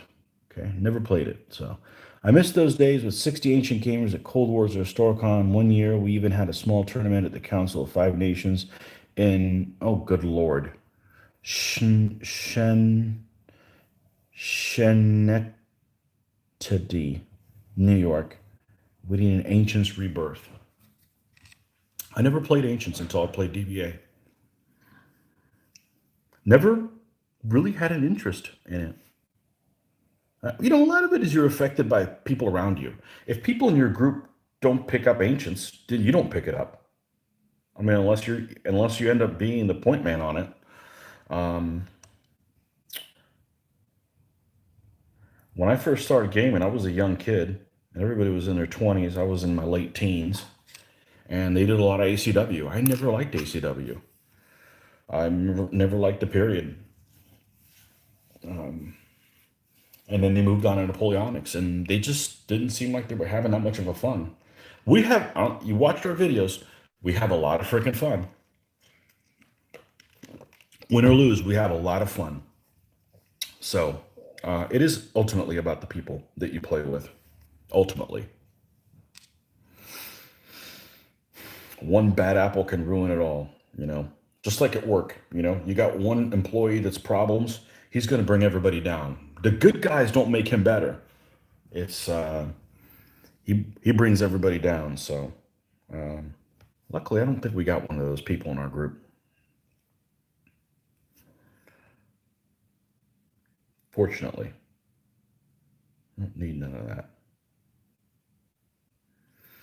I'd never even heard of Historicon and Cold Wars until 2005, until I started playing DBA. I mean, I still say it's pre-internet. The internet did I have internet in that time period? Yes. Do I use it like I do now? Hell no. I think having your internet on your phone made the biggest difference. Just having access to it all the time. Because that's the first place you check somewhere now. And I think that just kind of made everything a lot closer. But yeah, I would have never gone to play a huge game convention unless it was a tournament type thing that I brought my own armies to do. And the rest is history. Especially this last year when we didn't have one. Although there was a, what was it? Is it Cold Wars? I don't know. I could never go to Cold Wars or the Fall In ever. They're at the wrong time period. Cold Wars is too close to Recon, and Fall In is too close to anniversary. It's an anniversary month. It's in November, so that's out. So there's too many things in November. So those two conventions are always out for me. So I do our April convention here, our September convention here, and Historicon. That's what I do when they're held. 2020 had none of those. So I think it was a small Cold Wars, but it sounded like it was in the infancy of half the people showing up and what have you. So I think there was a low turnout. Lots of games not even being held, but and now it's like not even a draw for buying things. I rarely find something there that, well, I don't need anything, so that kind of helps too. um, yeah. Sorry, in New York State, many place names are American Indian. Yeah. Yeah, I don't know that. I don't know that one. Yeah, I don't know the American Indian ones. We put all our American Indians on reservations like in a swamp. That's what we do in our state. So, no, let's try that again. Shene? No.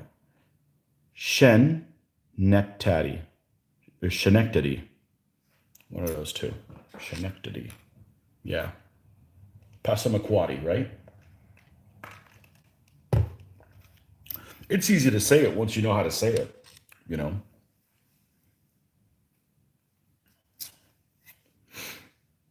Yep. I work in a town that has one of those forgotten names. Yeah, I don't understand that. I mean, if I'm all for naming things after Native Americans, but then don't ship them off. It's like you ship them off, and then you're like, man, that was a bad idea. Let's name everything after them. There's nobody here that can speak the language anymore, dude. You shouldn't have sent them away. At one club, one at one club, I saw a Napoleonic game take 6 months. It was a running joke for the rest of us. We had fun asking them every week what was happening. They tried to complete it just to prove us wrong. Yeah, I never got into Napoleonics. Never did.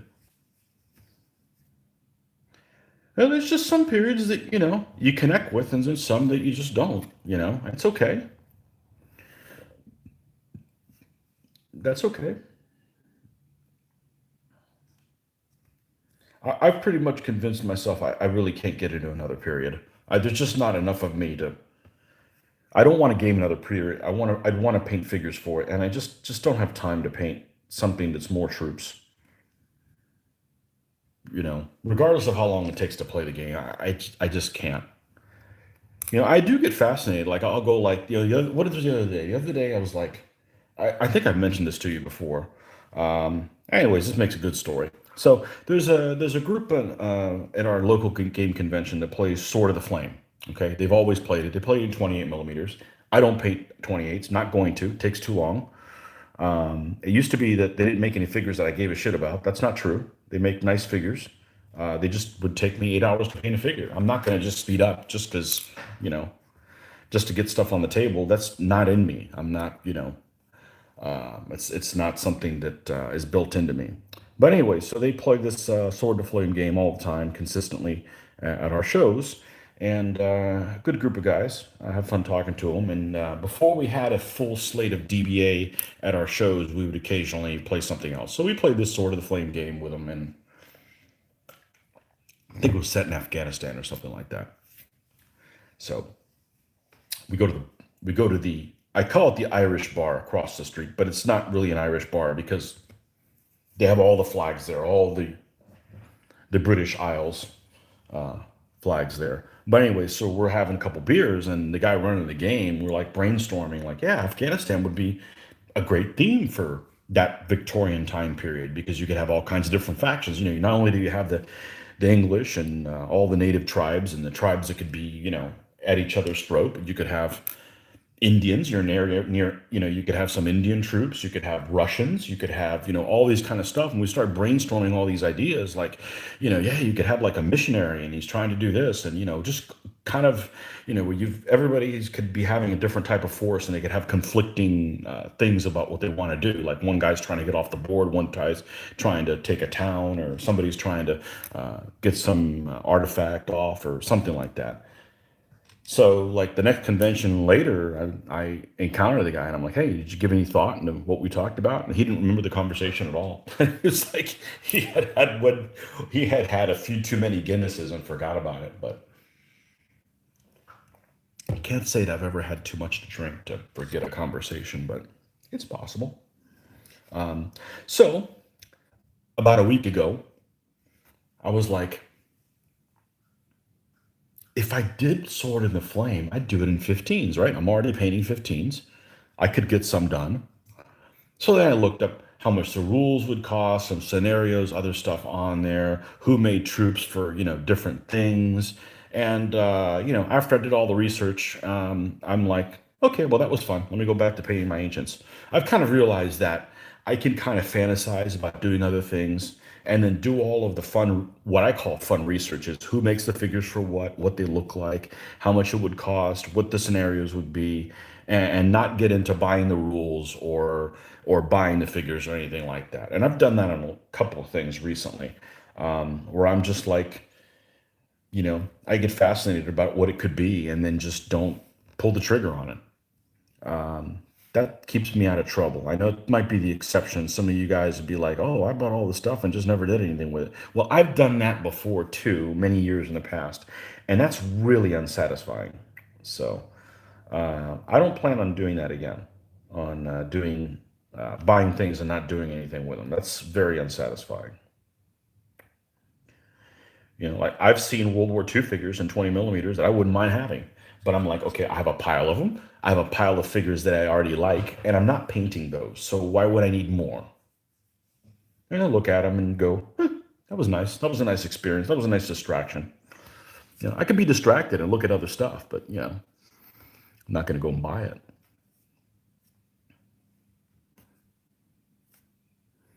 But yeah, the sword and the flame scenarios are way too big. They're like sides have like 80 figures on a side. Like, no, I'm not painting 80 guys and have to worry about them. People bending their bayonets or whatever. And I'm not interested in doing anything historical. It'd be like what if stuff, so you could do the whole, historical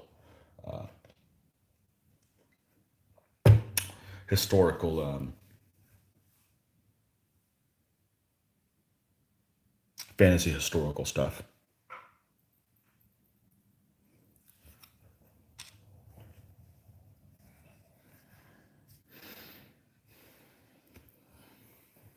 Or as I like to call it, World War One in earlier times.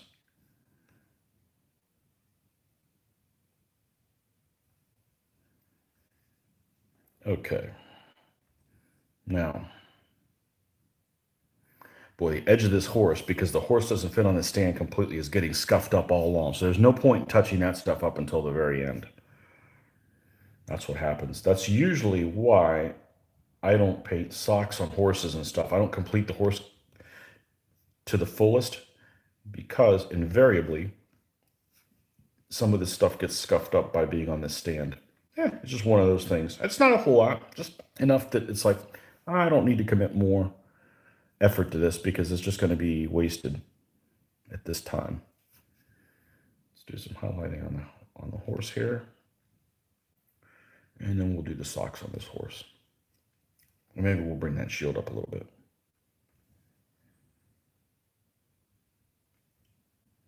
8 o'clock. Can we get done by 8? Let's see.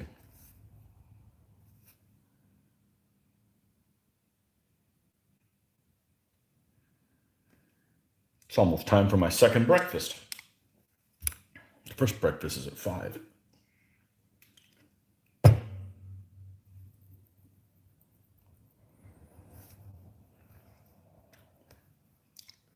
I can't say I've ever seen a game. Please don't take this as a knock, but I can't say that I've ever seen a game of people play Napoleonics and having a really good time. Um, we played it. We had an okay time, but it wasn't. We played that Napoleon in Europe game, like Axis and Allies, a Napoleonic period. Beautiful looking game.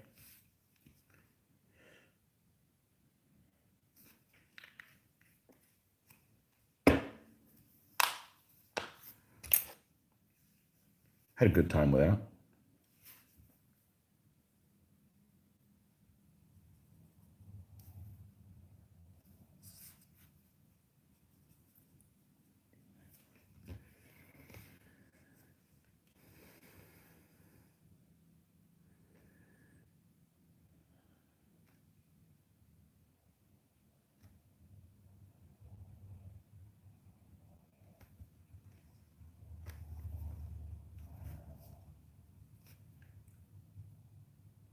What are we gonna do for sucks on this guy? I think all four. He's got spots on him, so he's got some lightningness to it. We'll do all four, which makes me think, why the hell did I do these hooves next? Doesn't really matter. Not like I can't get to anything. Now, what brown did we use? This is, I believe, just the chocolate brown. This is the chocolate brown. Yep. We use that as the core, let's put it that way. So that's what we're gonna do. We're gonna get this core color out here again, and we're gonna mix black with it so we can get close to what the end of the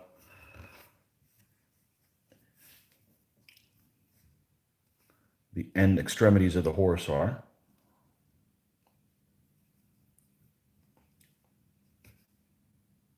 Yep. And then we're gonna get, well, we need a fresh white. Let's see.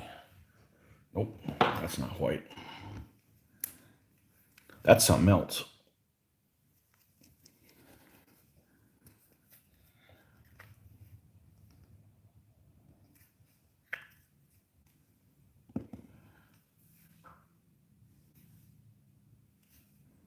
But I'm mostly a painter than a gamer.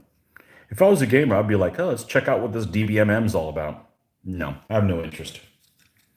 I'm not learning those kind of rules anymore. Probably wouldn't mind playing them, but no, I can't be the point man on other stuff anymore. I just don't have it in me. I don't have the energy, the interest, and it's going to cut into my painting time, which is therapy. I mentioned this before. This is therapy from going into the crazy asylum, is being able to paint. And learning rules for me and getting them wrong is more crazy, not therapy. I don't need any more crazy. I got plenty of that from work. I need more therapy.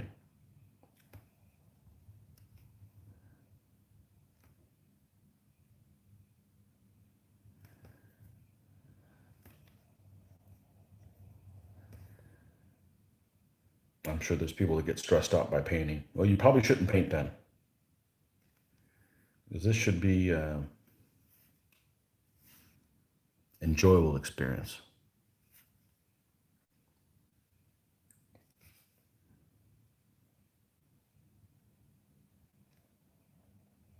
Definitely an enjoyable experience.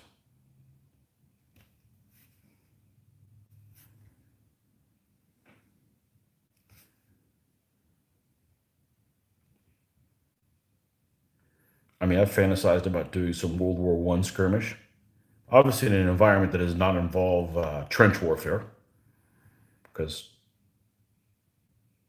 who wants to do that, right? It's like banging your head into a wall. Well, the wall's going to win. Not my cup of tea.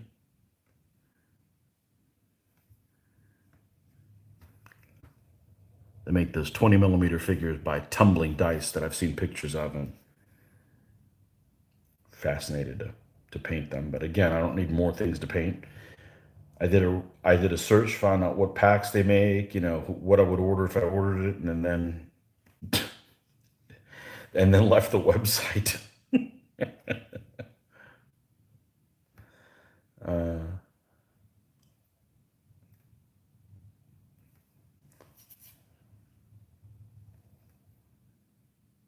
want to paint them more than play the game.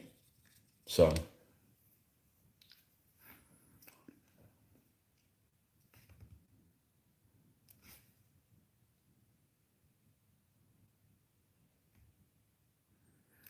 I can get my gaming fix in many different ways.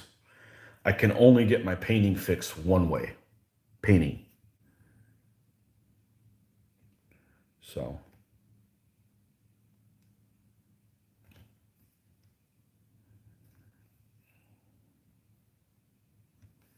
all right, and I'm going to put something on his forehead.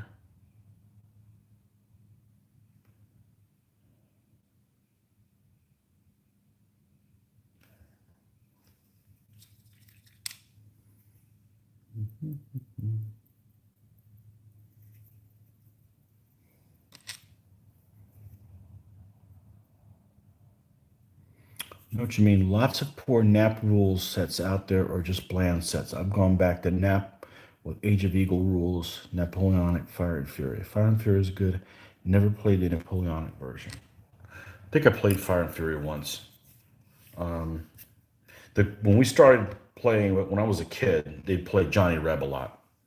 And what I liked about that system was that each each unit was a unit. Each unit was a regiment. So the regiments tended to be, you could paint like the 15th Alabama or whatever. You could paint them as a unit. I think Fire and Fury is a brigade set. So you would have to do different stands painted as different units as opposed to the whole core unit being one. I could be wrong, but yeah, the only reason for me to do American Civil War, the only reason is that my hero sculptor did those Old Glory figures. And I looked at them this week. They're just breathtakingly beautiful. And that's the only reason for me to do them. And they have a set of, if you guys do 15 millimeter American Civil War, go look at Old Glory miniatures and go look. They have a set of like commanders. They have four sets of commanders. They have a Union and Confederate, and they have one for East and West for each. So that's four, and they have the names of they have some generic commanders in the packs as well. But on the little piece of flash, here we go. On the little piece of flash between the commanders, it has the name of who they are, and I'm telling you, if you find the guy it'll say like, you know, Jackson or any of the other guys, and you look at the figure, every one of them is different, and it's like right out of a freaking painting. It's a freaking amazing. It was tempting, but then I remembered that it was American Civil War, and I lost interest. I just don't really care for that period of history. But the figures are amazing. Really like that. But then you've got to play a game that you could take that into effect. If it's just like, well, you only have one commander per side, then why do you need to pack with like 40 different individual commanders that look like the guys? But check it out. It's amazing. I was impressed. I was impressed. But not my period. Never got into it. Maybe, maybe if my ancestors were people that would have fought in the Civil War, it'd be a little different. But since they're not, my people were still in the old country. But it's just a period that doesn't interest me.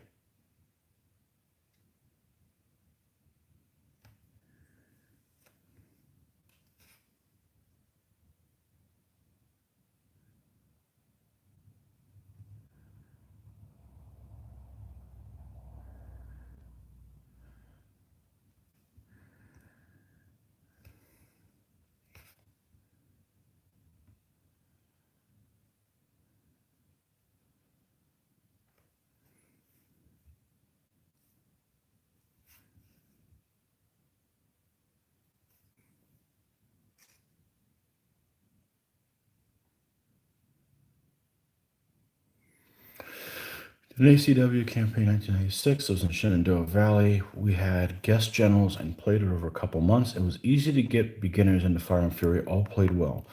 I like campaigns. Honestly, even paying these armies, I'm thinking of creating campaign rules. Yeah, Don Harding runs campaigns. Well, back when he was available, because right now he's in hiding. He's been hiding for, well, pretty soon it'll be a year. He's on self-imposed lockdown. So, but he was running shows at conventions. His campaign rules are a little seat of the pants-ish, but they give you an incentive to conquer people and then have them join on your side, and just lighthearted stuff. I don't mind playing the campaigns as long as I'm not the one having to run it. Um, yeah, I get why campaigns would be fun. No doubt about it. We played what would this have been? 1990, 1991. We played a naval campaign I was running in um, World War II Dutch East Indies campaign and the ABDA stuff. And I did a Guadalcanal one as well. And that was a lot of fun for those that played. But that's back when we had, well, I could say that's back when we had a game group in town, but we have one now. It's just different. It wasn't until 2011. Let's see, what would it have been? That would have been 92, 93. Let's see, 90. I'm getting terrible at math. I've gotten so used to it. Let's see, let's to just figure it out. Let's see, let me do some here. That's 11 years. Yeah, I'd say for 20 years, I didn't have a local gaming people consistent for like 20 years here in town that wanted to do historical miniatures. So we did in the early 90s, and then it wasn't until like 2010, 2011, and since then. So yeah, but that's back when we used to play naval games and we had to range estimate and everything. F that. I'm not doing that anymore. That's a lot of work for not to hit somebody. No, those days are over. Those days are over. 50 is the new 35. Well, the whole thing is like I just some things aren't worth it anymore. Like you've done it and you realize how much of a pain in the ass some things were. You're like, I don't want to do that again. I really don't want to do that again. Let's. I still should have some of this.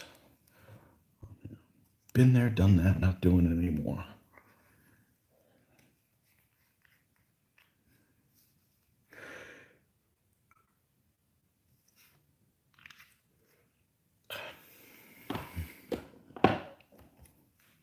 The campaigns are good, but you have to have the same amount of. You have to have the same people, or at least have provisions, so when somebody can't make it, you could still go on.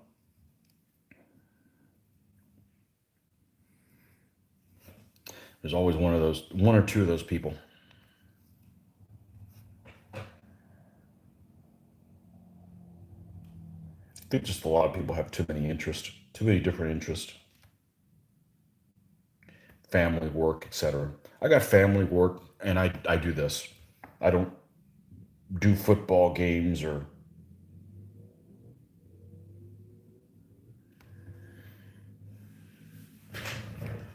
that kind of stuff. I don't do other things. So lots of people just get involved in way too many things.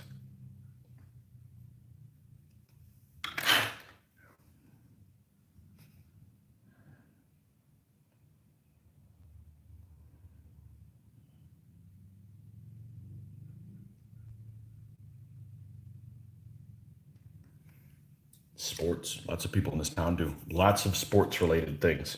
And I'm not talking about playing them, I'm just talking about just watching them. So, well, don't do any of that stuff.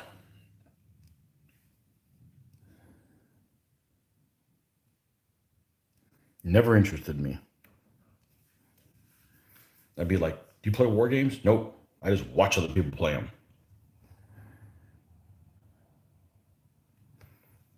And it's okay to watch people play war games. I've seen my videos, but there's a chance of me playing the war game. Not just like, well, no, I'm just over here on the sidelines and I never get to play. No, not for me. But hey, with the exception to the rules, right?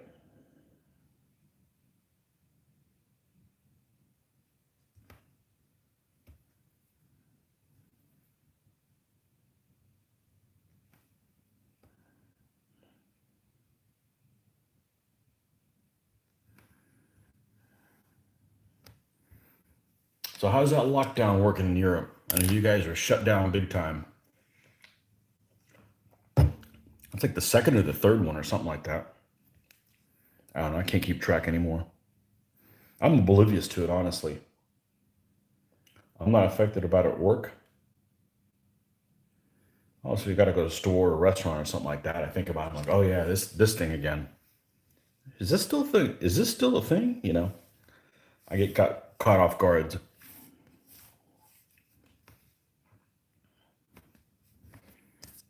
Okay, we need to lighten up his iron breaker. Let's lighten up his helmet.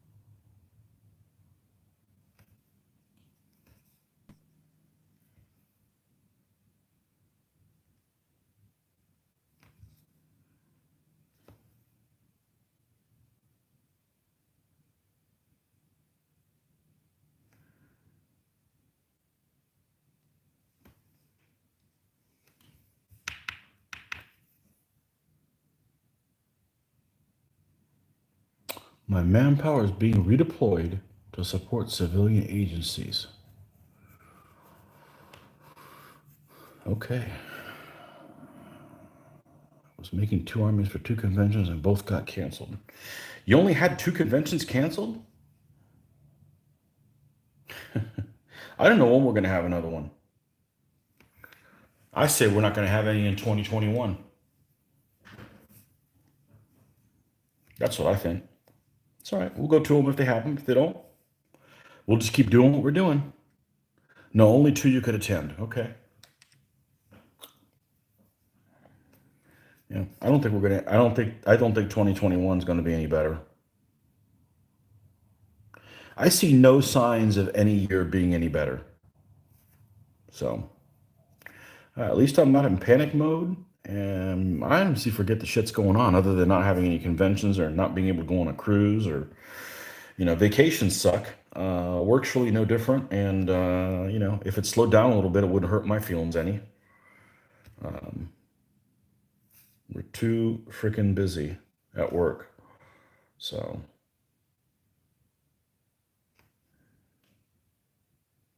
like I said, I had to leave half my vacation days on this year on the table. Didn't take off before, and now it's too late, and we're too busy. So here's what it is.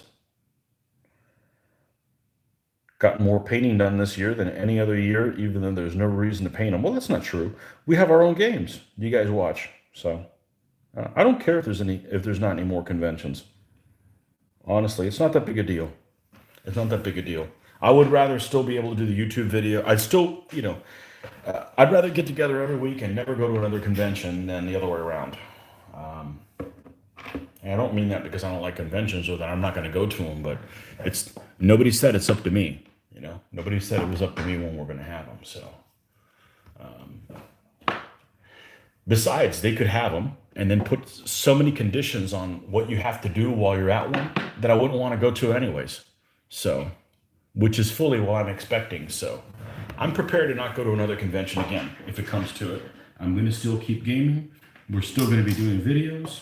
We're still going to be doing DVA stuff. We're still, that's none of that's going to change.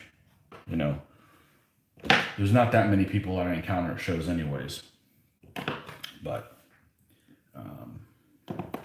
I'm going in kind of negative because that way I won't be surprised when I'm right. So.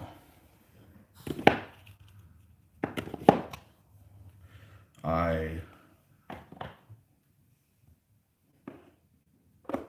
fully expect there not to be one for a long time. And if they do, they might make it so unpleasant, the hoops I need to jump through, that I might not want to go to it. So.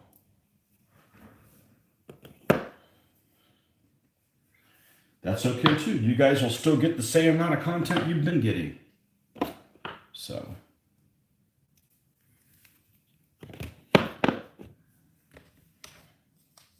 Maybe more. Put this stuff away. Are we done with this dude yet?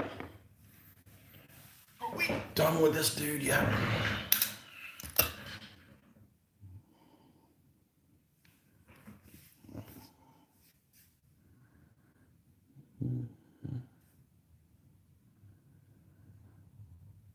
We got some things we got to touch up. But scuffing on this particular horse has become very difficult. He's very close to the edge of the actual horse. Let's get some more of this on here and lightness. Well, it would help if I used the right color, wouldn't it?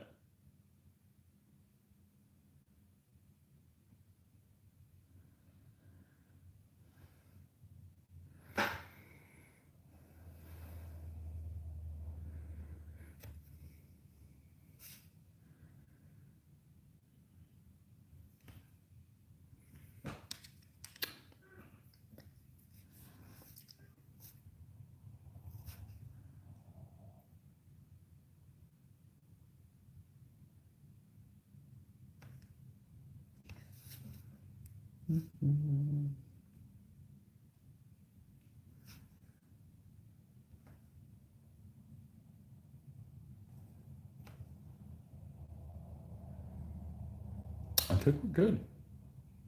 Now, unfortunately, this guy doesn't look great because he's got a little bit of a shine on him. Well, that was stupid. I did his horse there and didn't do his mane. Yeah. That's the other thing. I don't seal these guys until they're all done. So if I catch something that I missed on one of them, no big deal. I can come back and fix it on him.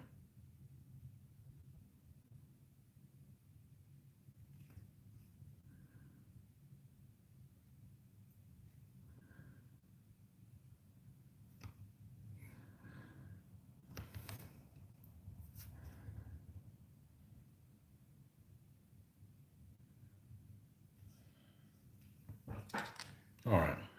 Here we go.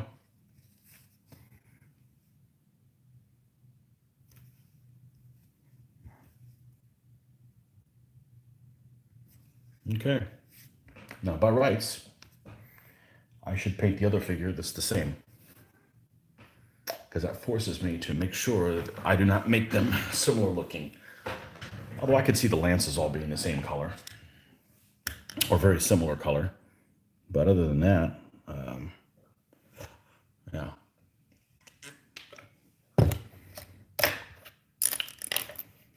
Yeah, I wonder if it's still difficult to get hobby stuff in. For a while there, it was like everybody was working on hobbies and you couldn't get paints and stuff like that. Hopefully that's changed, but I think the hobby industry is doing okay. It probably needed that, to be honest with you.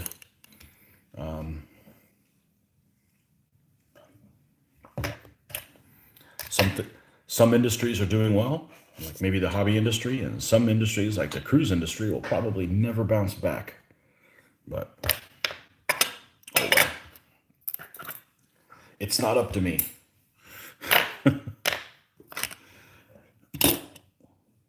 Just like when there's a funny rule, nobody asked me.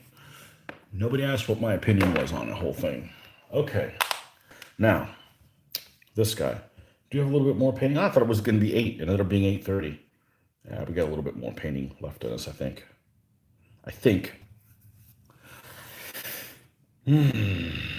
shield. I got to figure out what shield I'm going to do on this guy. Like that. That's always the stumbling block. Because I don't want to do any personal heraldry. What else we got on here?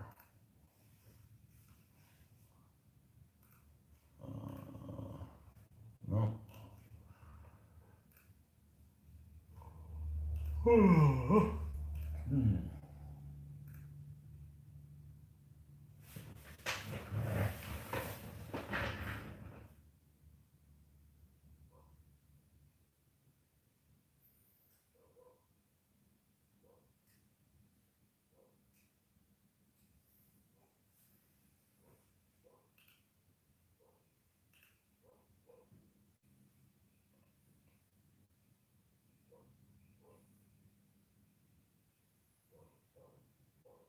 Now, we could do the rolled red and white stripes. We could do that across it.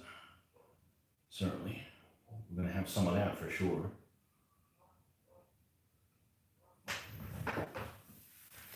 Would have been nice to do something that wasn't red and white with on the same shield.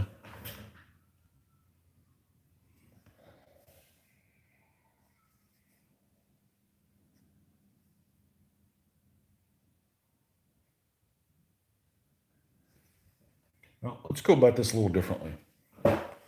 Let's paint the straps on this horse in red. Okay. We know I'm going to do a little bit different. The bright straps on this guy. So let's go ahead and get that behind us. Actually, I gotta use the bathroom. Be right back.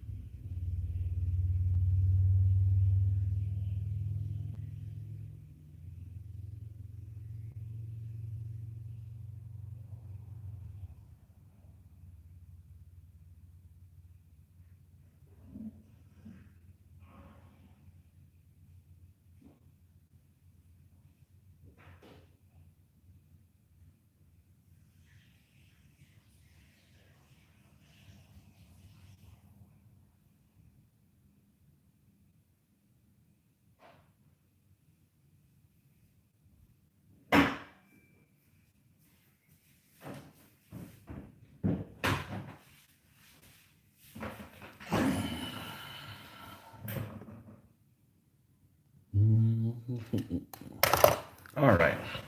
Let's get your red out here. Only 2 conventions you could attend. Were there many more held? Or you were only able to attend 2 of them?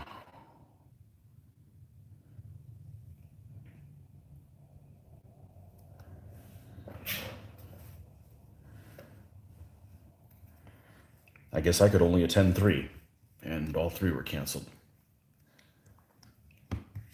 Yeah.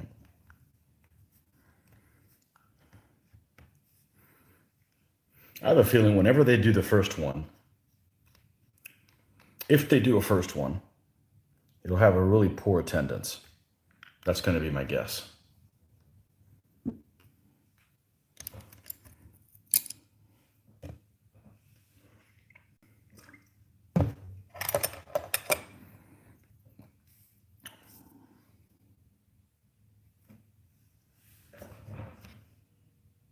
That's my guess.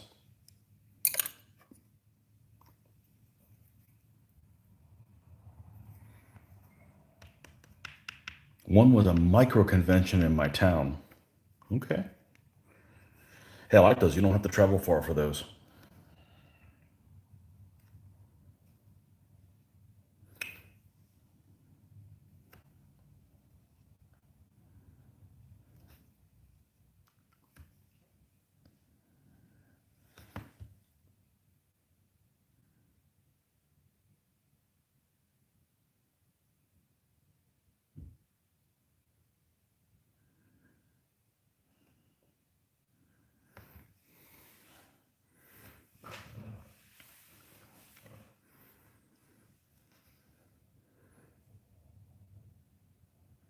There was in this state, there was probably conventions of all types.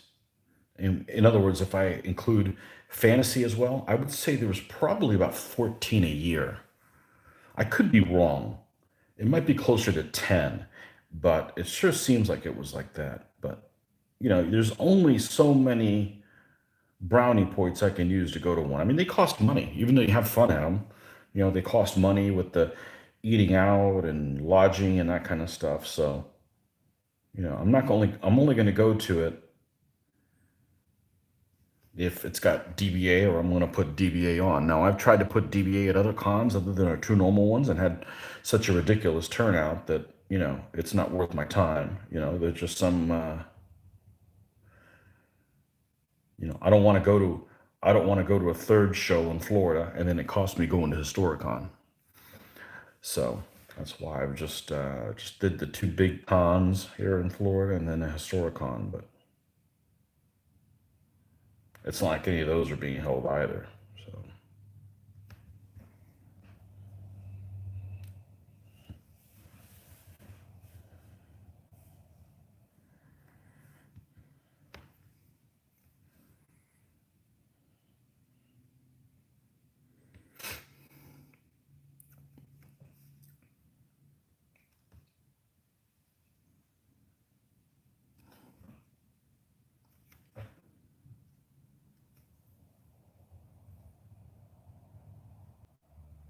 Second was organized by a wargaming forum I attend.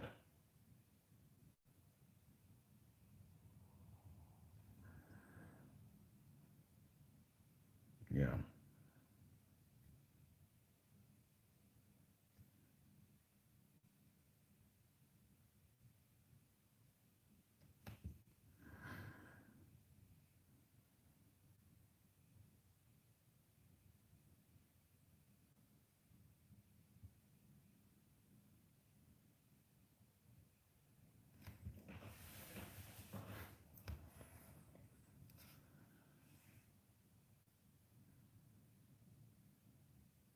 And the Historicon, this 2020, the not Historicon, Cold Wars 2020 did go off before they started shutting things down. I don't know what their attendance numbers were like.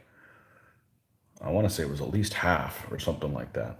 But that one went off. But that's the last one that I know of here in the States that they had one, or a historical one.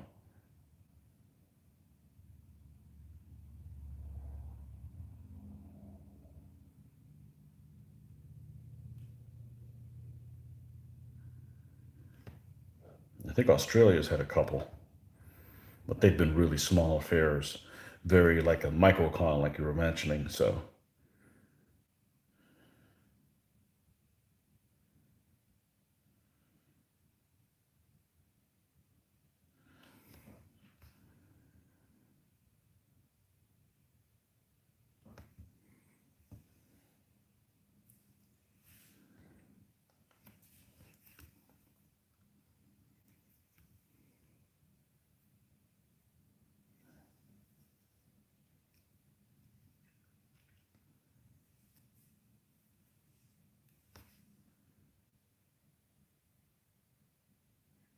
there's actually some detail on this figure of like the little rivets all along the straps here of the horse. So we're avoiding that. Otherwise, you have to paint it anyways over it. So, yeah, coffee wearing out.